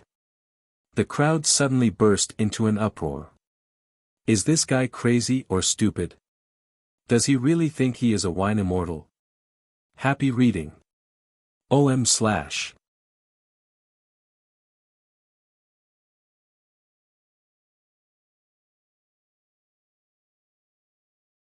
Chapter 122. Please remember the domain name of this website. Or search on Baidu Frowny Face Sonlian Literature website. When the waiter heard Li Yundong's words, he was so shocked that his eyes almost popped out. He subconsciously looked at the lobby manager, who scolded him, "Idiot, go and carry it out. What are you waiting for?" After a while, the waiters moved boxes of liquor out. Soon, they piled up into a hill, stunning the diners who were watching, let alone Zhao Yuzhen and the others. After Li Yundong drank a bottle of liquor, he felt that the moment it entered his throat, he almost vomited, but he forcibly held back the pungent smell of alcohol. After that, a burning feeling spread down his throat. After a while, the qi in Li Yundong's body began to boil and roll on its own without him even needing to circulate it himself, surging around the meridians in his body. Li Yundong could even feel that his liver qi had become extremely strong, attracting all the blood in his body to his liver, quickly detoxifying the poison of alcohol. Since ancient times, all martial artists were fond of drinking. The reason for this was because they had practiced martial arts for a long time. Their 5 viscera and 6 bowels had been tempered to become extremely strong. Whether a person could drink or not depended on his courage and the strength of his liver. If one was brave enough, he would be heroic enough. The key to drinking was to fight. If a person's liver qi was strong enough, he would be able to drink. The better a person's liver was, the faster and stronger he would be in detoxifying alcohol. Li Yundong not only had a reconstructed body of Jindan, but his internal organs had also been extremely strong through the cultivation of 5 qis collecting in mind. His liver's ability to detoxify was incredible. Although he didn't know how much he could drink, his body told his brain, I can drink, and I can drink a lot. He opened the bottles of white wine one by one. He still put one bottle in front of Zhao Yuzhen and the other in front of him. No matter how Zhao Yuzhen drank, he still cut the mouth of the bottle with his hand and poured the white wine down his throat like a white rope. He drank happily and boldly. If the people around him hadn't smelled the wine, they would have thought that he was drinking plain water. In the blink of an eye, Li Yundong finished another bottle. Not only was he not drunk at all, but his eyes became brighter and brighter, and he was in good spirits. The pores all over his body were open, desperately trying to expel the alcohol from his body. Zhao Yuzhen and the others gritted their teeth, and the 5 of them also drank the bottle of white wine. At this time, they had almost drunk half a kilo of white wine. Moreover, they drank in a hurry, so all of them were red in the face. Li Yundong didn't even wait for them to catch their breath. He cut a bottle, tilted his head back, and poured the wine. He drank 8 bottles of white wine in one go. At this moment, everyone in the hotel was so shocked that their scalps went numb and their hair stood on end. Is this still a human? This is the reincarnation of the wine immortal. How can a human drink so much? This wine must be fake. An incredulous diner leaned forward and sniffed Li Yundong's bottle. Suddenly, he was so choked by the strong smell of wine in the bottle that he quickly pinched his nose. Then, he looked at Li Yundong in horror and shock. This guy can drink 8 bottles of white wine with more than 60% alcohol in one go. My God! For a moment, everyone in the hotel looked at Li Yundong as if they were looking at a god. Some people even secretly speculated, is this boy a martial arts master who can expel the wine from his little finger like Duan Yu? More than 1 or 2 people thought of this idea. Some people couldn't help looking at Li Yundong's fingers and toes, trying to see if there was any water flowing out of his fingers. But in fact, as soon as the wine entered his stomach, the alcohol was immediately eliminated by Li Yundong's strong liver. Then, the liquid quickly turned into white gas in his body and was discharged from his pores. It was equivalent to the wine going through Li Yundong's 5 viscera and blood vessels and then directly being discharged from his body. It didn't flow to his bladder and other organs at all, let alone his fingers and toes. Li Yundong drank 8 bottles of wine in one breath. Not only was he still not drunk, but his eyes were bright. He laughed, pointed to Zhao Yuzhen and the others, and said, "It's your turn." The wine table was like a battlefield. Often, the stronger one side's momentum was, the weaker the other side's momentum was. The more Li Yundong drank, the more heroic he became, but the more Zhao Yuzhen and the others drank, the more frightened they became. Zhao Yuzhen and the others looked at each other, gritted their teeth, opened the bottles in front of them, and drank one glass after another. Although they could drink well, they were not young after all, and they were all people who had been hollowed out by wine and women. Even ordinary young people could not compare with them, let alone a strong man like Li Yundong. After only drinking the 6th bottle, Zhao Yuzhen covered his mouth and vomited. The wine came out of his nostrils, and he knelt on the ground in pain. As soon as he vomited, the others couldn't hold it anymore. They all covered their mouths and ran to the bathroom. For a moment, the smell of alcohol filled the restaurant. Li Yundong drank a total of 10 bottles of white wine, but he didn't move. His face didn't change, and his heart didn't beat. However, his eyes were so bright that no one dared to look at them directly. He looked down at Zhao Yuzhen, who was lying on the ground, and sneered, "How does it feel to be bullied?" Zhao Yuzhen was so angry that his whole body was trembling.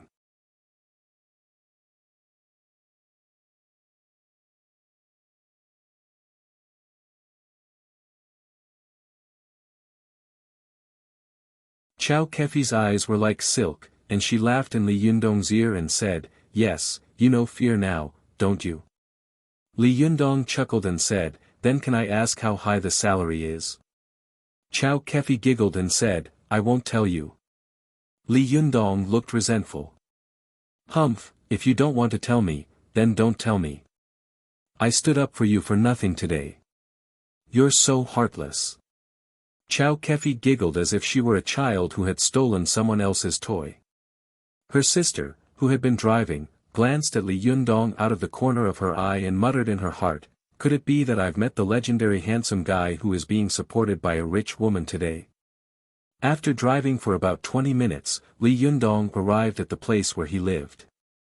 He got out of the car and told his sister, "You have to send her home and watch her enter the door before you leave, okay?" As he said this, he took out a red note and handed it over. "This is all yours. Please take good care of her, okay?" His sister thought to herself, "Anyway, you are being supported by a rich man. Why should I be polite to you?" Thus, he simply agreed. Chao Kefi sat by the window of the back seat and looked at Li Yundong softly. The ancients said that looking at a beautiful woman under the moonlight would double her beauty, but looking at a handsome man under the moonlight would also add a bit of mystery to it. The more Chao Kefi looked at him, the more she liked him. There was simply no part of him that she didn't like. She suddenly crooked her finger at Li Yundong and said with a smile, "Don't you want to know how much the salary is?" Li Yundong leaned over curiously and asked, "How much?" Chao Kefi crooked her finger again and said mysteriously, "Come closer." Li Yundong moved a little closer and looked at Chao Kefi with bright eyes. He saw that this woman was overflowing with charm, like a raging fire that would burn people into powder as soon as they got close. Chao Kefi saw that Li Yundong was still reluctant to get close to her as if he was facing a formidable enemy. She couldn't help but say angrily, "Hey, you really don't want to know? Come closer, yes, turn your face to me, and I'll whisper it to you." Li Yundong tilted his face and moved closer. As soon as he did, his cheek was suddenly touched by something warm and moist. Then Chao Kefi laughed proudly and slapped the driver's seat hard, shouting, "Hurry up and drive." His sister shook her head and stepped on the accelerator. The car roared away, leaving Li Yundong standing there in a daze, holding his cheek with one hand, staring blankly into the distance. Li Yundong wiped the place where Chao Kefi had kissed him with his finger and couldn't help but think, "Oh no, is this considered cheating? No, no, no, I like Su Chan, she's my girl. If this girl finds out, won't I die miserably?" Li Yundong rubbed his head frantically, his heart in a knot. "Damn it, how can this happen when I'm making money at work? If I had known this would happen, I wouldn't have saved her. This woman is a vixen." Li Yundong raised his head and looked at his home, his face full of grief and indignation. "There's an innocent little vixen in my house, and a coquettish and mature big vixen in my workplace. How can this be? Do you really think I'm a saint?" To quickly find this site, please search on Baidu, Sanlian Literature website.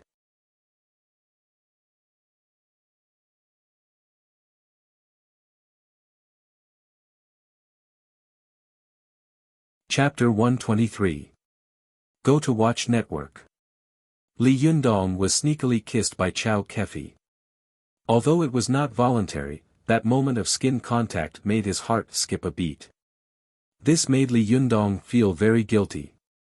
As he walked home, he kept muttering to himself, "This is just work, this is just work, I like my girl, I like my girl. Oh, look at the time. Li Yundong walked into the elevator, patted his head, and smiled bitterly. I left her alone for so long. She must be starving. Li Yundong felt more and more guilty. He sniffed himself again to see if there was any smell of alcohol, but how could he smell it? He sniffed a few times and found nothing unusual, so he thought to himself, well, there is no smell of alcohol, she should not be able to smell it. When he arrived at the door, Li Yundong first listened for a while, but there was no sound inside. Li Yundong couldn't help but mutter, she can't be asleep, can she? What time is it? He opened the door with the key and laughed suddenly. Girl, your master is back. But it was dark inside the house. There was no light at all. It was very quiet. Li Yundong was stunned. He knew that the girl was the kind of person who couldn't stay idle. She had to find something to do even if she stayed in one place. Her hands were busy, and her mouth was busy. Is she hiding somewhere to scare me? Or is she already asleep? Li Yundong couldn't help thinking. He closed the door quietly, then tiptoed through the living room and the dining room. When he came to the girl's room, he pushed the door open and shouted, "Found you." But the bedroom was also pitch black, so quiet that it made one's hair stand on end. Li Yundong was more and more surprised. He knew that the girl never played hide-and-seek with him. Did she go out? No way. Li Yundong was a little anxious. He didn't have time to play around. He quickly walked to his room and opened the door. Sure enough, the room was empty. It was dark. Li Yundong was a little scared. He opened all the doors in the house, but the girl was not at home. The house was empty as if Su Chan had never been there. Li Yundong suddenly felt an unprecedented sense of panic and fear. Where's Su Chan? Su Chan was Li Yundong's Achilles heel. Whenever Su Chan was involved, Li Yundong would lose control of his emotions. Watch net. 7 KOM Rainbow ** literature _ learning % super #speed. Update. Li Yundong searched every corner of the house like a madman, but no matter where he looked, he couldn't find Su Chan. Is she angry at me and ran away from home? Li Yundong's heart was pounding and cold, but he quickly shook his head. Impossible, impossible. The little girl is not the kind of person who would be at odds with me. Li Yundong felt that although Su Chan had only been by his side for about a month, the two of them seemed to have been together for more than a year, or even 10 years. They even understood each other better than many white-haired couples. Could it be that she went out to find me? Li Yundong's mind was in a mess. He paced around the room like a headless fly. It's possible. She probably went out to find me after I didn't come back so late. The more Li Yundong thought about it, the more he felt that it was possible. He rushed to the door, ready to go out and find Su Chan. But as soon as he reached the door, he stopped. He suddenly thought of a problem. How would Su Chan know where I am? Where am I supposed to find her? Li Yundong froze in place. He suddenly remembered that Su Chan had a phone. He rushed to his room, found his phone, turned it on, and quickly dialed Su Chan's number. But as soon as the call went through, Su Chan's phone rang from inside the room. Li Yundong turned his head and saw that Su Chan's phone had fallen into the corner of the sofa. The backseat cover of the phone had been flipped open. Li Yundong's heart sank. Did something happen to her? Li Yundong thought. Did something happen to her? Li Yundong thought. The more Li Yundong thought about it, the more scared he became. His face turned pale, and cold sweat dripped down his forehead. He paced around in the middle of the living room anxiously, almost going crazy. Su Chan. Where are you? He roared. His voice rang out and was sent far away from the top of the building. But after a while, a weak voice came from a corner of the living room. "I'm here." Li Yundong was stunned at first, and then he turned around with ecstasy. As soon as he turned around, he heard a sneer behind him. "Evil, it's really you. Let's see where you can hide." Li Yundong saw a surge of air in front of him, and Su Chan suddenly appeared in front of him, shouting in panic, "Be careful." After saying that, he pushed Li Yundong away. Watch net. Rainbow ** literature _learning% super #speed. Update. Li Yundong saw a flash of red light in front of him, and Su Chan flew out. With a crash, she hit the glass table in the dining room and immediately broke it. Su Chan also groaned in pain and fell into a pile of glass shards. Li Yundong was shocked. He got up from the ground and rushed over. He hurriedly helped Su Chan up and looked at her carefully. "Are you okay? What's going on?" Before Su Chan could speak, a cold and arrogant voice came from the room. "Humph, lecher. You're being seduced by an evil woman and you don't even know it. Get out of my way. Don't block my way, or I'll deal with you too." Li Yundong turned his head and saw that the room was empty. There was only a 3-foot-long red caltrop floating in the air, emitting a faint cyan light. Li Yundong's eyes widened, and he couldn't come to his senses for a moment. Who was talking just now? Su Chan frowned in pain and moaned in a low voice, "Yundong, run." The cold and arrogant voice laughed. "Want to run? Evil, where do you want to go? There is no place for you in my Jingyi school, no matter how big the world is. Hand over the Renyuan Jindan now, or I will destroy your body and soul." Li Yundong's mind was a little confused. What? Renyuan Jindan? He turned his head to look at Su Chan and pointed to himself. "That's me." Before Li Yundong could finish his words, Su Chan nodded tacitly. As soon as she moved, the qi in her body was scattered everywhere, and she groaned in pain again. Li Yundong's heart ached. He had always loved this girl. She was like a treasure in the world. He was afraid that she would fall in his hands, and he was afraid that she would melt in his mouth. He couldn't even bear to hurt her little finger. He couldn't even bear to hit himself, so how could he bear to be hurt like this? Li Yundong's heart was bursting with anger. He turned his head and pointed angrily at the red caltrop floating in the air. "This is my home. Get out of here." The voice sneered again and again. "Humph, another fool who has been seduced by an evil. Get out of here, or I won't be polite to you."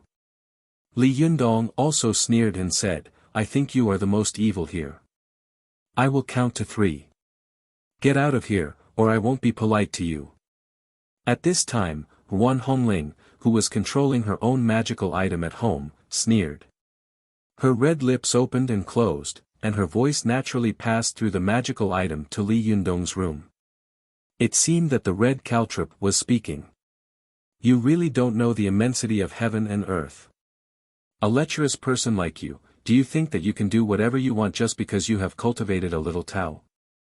After that, Ruan Hongling pinched her fingers and pointed them in the air. With a swoosh, the red caltrop floating in the air suddenly shot toward Li Yundong like a sharp arrow. Li Yundong didn't know how powerful this magical item was. He raised his eyebrows and grabbed it fearlessly with his hands. Ruan Hongling was surprised and laughed at the same time. She was surprised that Li Yundong had actually grabbed the magical item with his bare hands, but she laughed at the fact that this lecherous person had overestimated himself and was extremely arrogant. "Humph, this 3-foot-long red caltrop can even drill through refined steel and rocks. How dare you use your flesh and blood to grab it? You are really courting death." Ruan Hongling sneered. Not only did she not retreat, but she also drove the 3-foot-long red caltrop to speed up again. The red caltrop suddenly stopped in the air, and then slightly shrank back. The sharp tip of the 3-foot-long red caltrop was so sharp that it gave people a metallic luster, giving people a feeling that it was extremely sharp, as if it could even pierce through a steel plate in front of it. The 3-foot-long red caltrop suddenly accelerated like lightning. The surrounding air shook violently, and the sharp tip of the red caltrop pierced into Li Yundong's palm. Li Yundong only felt a pain in his palm.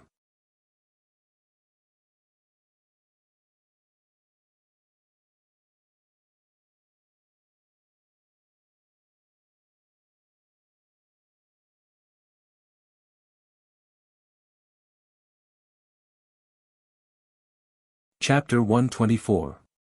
Go to watch net. After Li Yundong finished cursing, he stamped his feet and rushed toward Ruan Hongling like a cannonball. Watch net. 7K0/Ruan Hongling was horrified. Before Li Yundong got close to her, she felt that her own body was like white snow meeting the scorching sun, almost melting. Ruan Hongling screamed in horror, and in the blink of an eye, her soul flew back into her body. As soon as Ruan Hongling came back to her senses, she stood up with an ashen face. Her heart was thumping wildly, and she felt a chill run down her spine. Women were born with a body of yin qi, and Ruan Hongling had not cultivated to the realm where yang spirit could travel, so she could only use yin spirit. Yin spirit was the ultimate yin qi in a person's body, so naturally, it was most afraid of yang qi.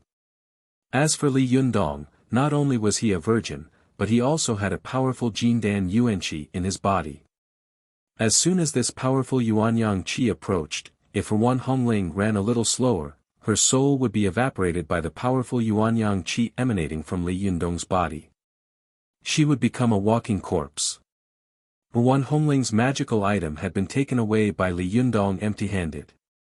Her yin spirit couldn't even get close to Li Yundong's body, so she naturally didn't dare to stay any longer.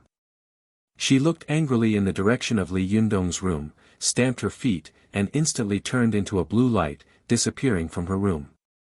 After Li Yundong drove Ruan Hongling away, he looked around the room vigilantly for a while until Su Chan said to him, "It's okay. She's gone." Li Yundong turned around and walked quickly to Su Chan's side. He asked with concern, "How is it? Where are you hurt?" Su Chan had the body of a fox demon, and what flowed in her body was demon qi. Demon qi and immortal qi were natural enemies, just like water and fire, incompatible. She had been hit by Ruan Hongling's magical item before, and the immortal qi had invaded her body. Naturally, she felt pain in her chest, as if it was being twisted by a knife. However, this immortal qi was definitely a guest. Fighting in Su Chan's body, it was weak and slowly forced out of her body by Su Chan. "I'm fine," Su Chan said with a smile, "I'm fine." Li Yundong looked at Su Chan's body up and down. He didn't find any bleeding spots, so he breathed a sigh of relief. He held Su Chan tightly in his arms and said with lingering fear, "I'm sorry, I shouldn't have come back so late." "Who was that just now? Why are you looking for trouble with us?" Su Chan's heart skipped a beat. She glanced at Li Yundong timidly, afraid that Ruan Hongling's previous scolding of her would make him afraid. She said weakly, "Half a year ago, Wan Jinyuan, the leader of the Gazao sect, refined a Renyuan Jindan. After the news spread, the Gazao sect was besieged by many sects and individual immortals. Watch net. Later, I got this Renyuan Jindan, and then you happened to swallow it.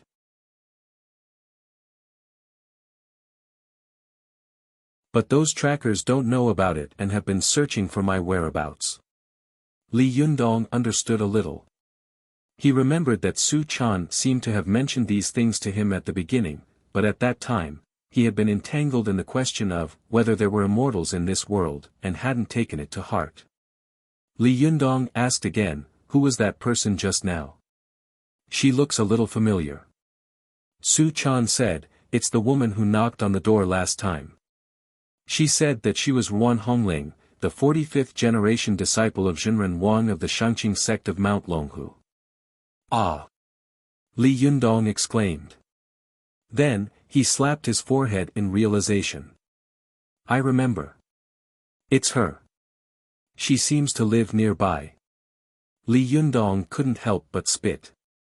Damn it, how could it be so coincidental? There just happens to be an enemy living nearby. Su Chan sighed. It's all my fault. I only wanted to find a good cultivation place, but I didn't expect that if I liked it, other cultivators would naturally like it too. Li Yundong snorted coldly, and there was a murderous look in his eyes. Do you want to find trouble with her later? Su Chan was shocked and quickly grabbed Li Yundong's arm. No, Zhengyi school is powerful. Don't provoke them. You will get into trouble. Li Yundong sneered and said, the barefoot is not afraid of the shoes.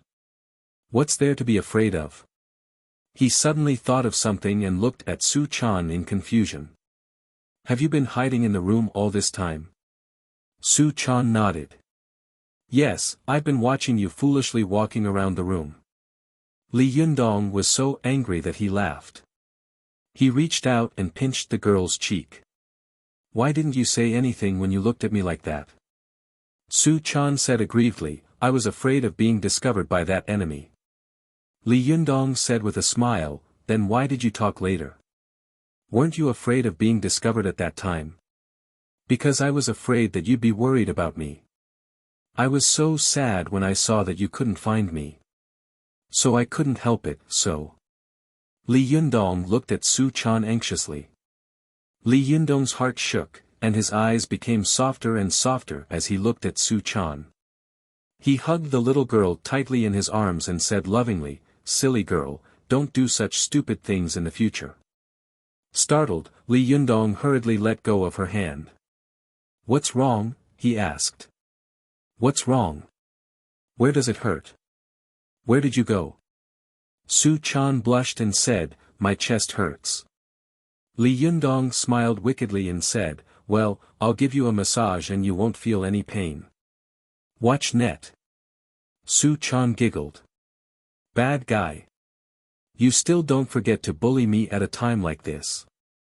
Li Yundong's face turned serious and he said, nonsense. My massage technique is authentic. It's a unique skill passed down from my ancestors. After using it once, I guarantee you'll be satisfied. Su Chan covered her chest and stood up with a giggle.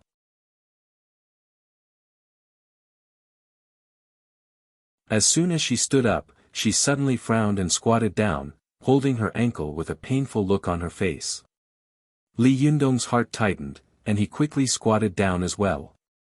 What's wrong? Su Chan looked at Li Yundong pitifully and said, I twisted my ankle. Li Yundong scolded, that damn woman. How dare she make my girl twist her ankle?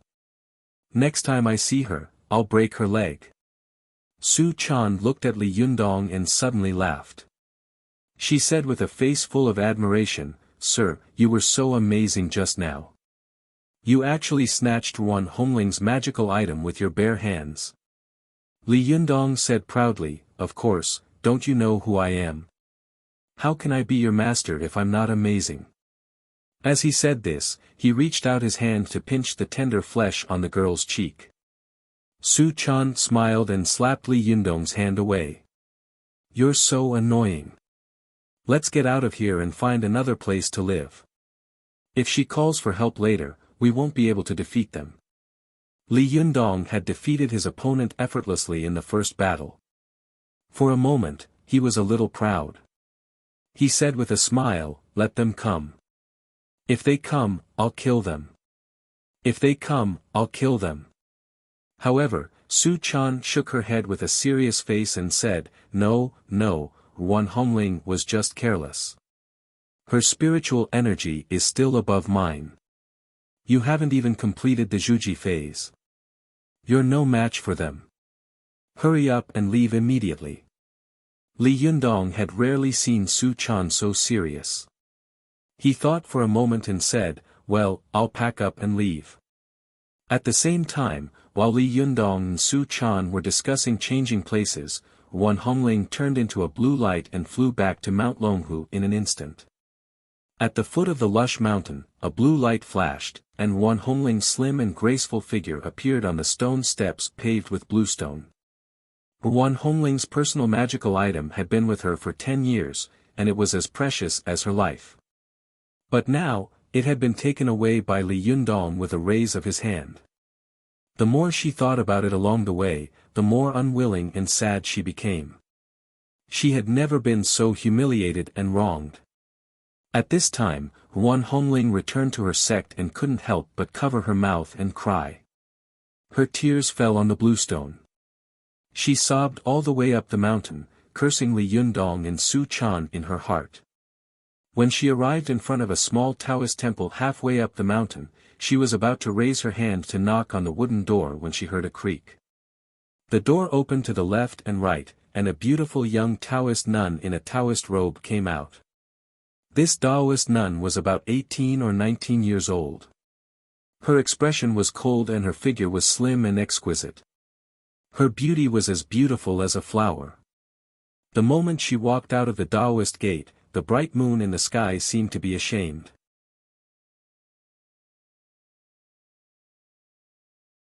It pulled the clouds over to cover its face, not daring to show its face in front of such a beautiful woman. As soon as Wan Hongling saw the Taoist nun, she burst into tears and threw herself into her arms. Sister Zi Yuan, my magical item was taken away. Zi Yuan didn't seem to be surprised at all. A faint smile appeared on her cold face. She gently patted Wan Hongling's back with her palm and said, "Don't cry, don't cry. Isn't it just a piece of red silk? I'll pick another one for you later." Wan Hongling cried like a pear blossom in the rain. "That's different. My Hongling has been with me for 10 years, and it was personally picked for me by my master." Zi Yuan smiled but didn't say anything. She just gently stroked Wan Hongling's back and didn't say a word. After a while, Wan Hongling was tired from crying. She sniffled and raised her head. With tears in her eyes, she said, "Sister Zi Yuan, how did you know I was coming back?" Zi Yuan smiled and said softly, "Before I left, I did a divination. You must have a tribulation, and the time is today. So, I guess you should be back by now." Wan Hongling smiled through her tears. "Sister Zi Yuan, you're always so clever. You're amazing." Zi Yuan smiled and wiped the tears from Wan Hongling's cheeks with her hand. "Look at you. How old are you? Why are you still crying like this? Tell me, who was it that stole your magic tool? Don't they know that you're from the Jingyi school?" Although Zi Yuan's words had been very gentle, in the end, she revealed her inner pride and loftiness. In her opinion, although Wan Hongling was impulsive, she was an inner disciple of a famous righteous sect. Her cultivation foundation had been extremely solid since she was a child, and she had a powerful magical item in her hand. Even a cultivator with more powerful spiritual energy than her might not be able to defeat her, let alone take away Wan Hongling's magical item. If they wanted to take away Wan Hongling's magical item, only those great cultivators could do it. And these cultivators should be even more clear about the power and status of Jingyi school in the cultivation world. They would never dare to offend Jingyi school easily. When Wan Hongling heard Zi Yuan's words, she suddenly thought of Li Yundong. She gritted her teeth and said, "He's a despicable, greedy, and lecherous man." Zi Yuan frowned slightly. "Oh." Wan Hongling suddenly remembered the pure and huge Jindan's qi on Li Yundong's body. She grabbed Zi Yuan's hand and said nervously, "By the way, Sister Zi Yuan, I almost forgot. I saw the successor of Jindan." Zi Yuan's body trembled violently, and her cold and indifferent eyes suddenly became bright. She stared at Wan Hongling and said, "The Renyuan Jindan has been taken by someone." "Who?" Wan Hongling said hatefully, "It's that pervert." "What? How could this be?" Zi Yuan was tongue-tied and stunned. She opened her mouth, as if she couldn't believe her ears.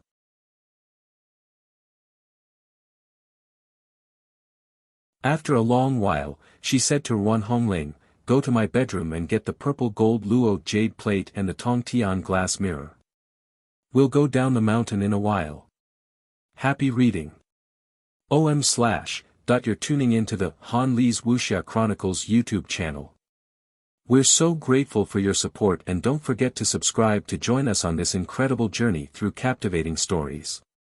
Your generosity through donations truly makes a world of difference, as it's the primary source of revenue that allows me to expand and enhance this channel for you. Thank you from the bottom of my heart for being a part of this adventure.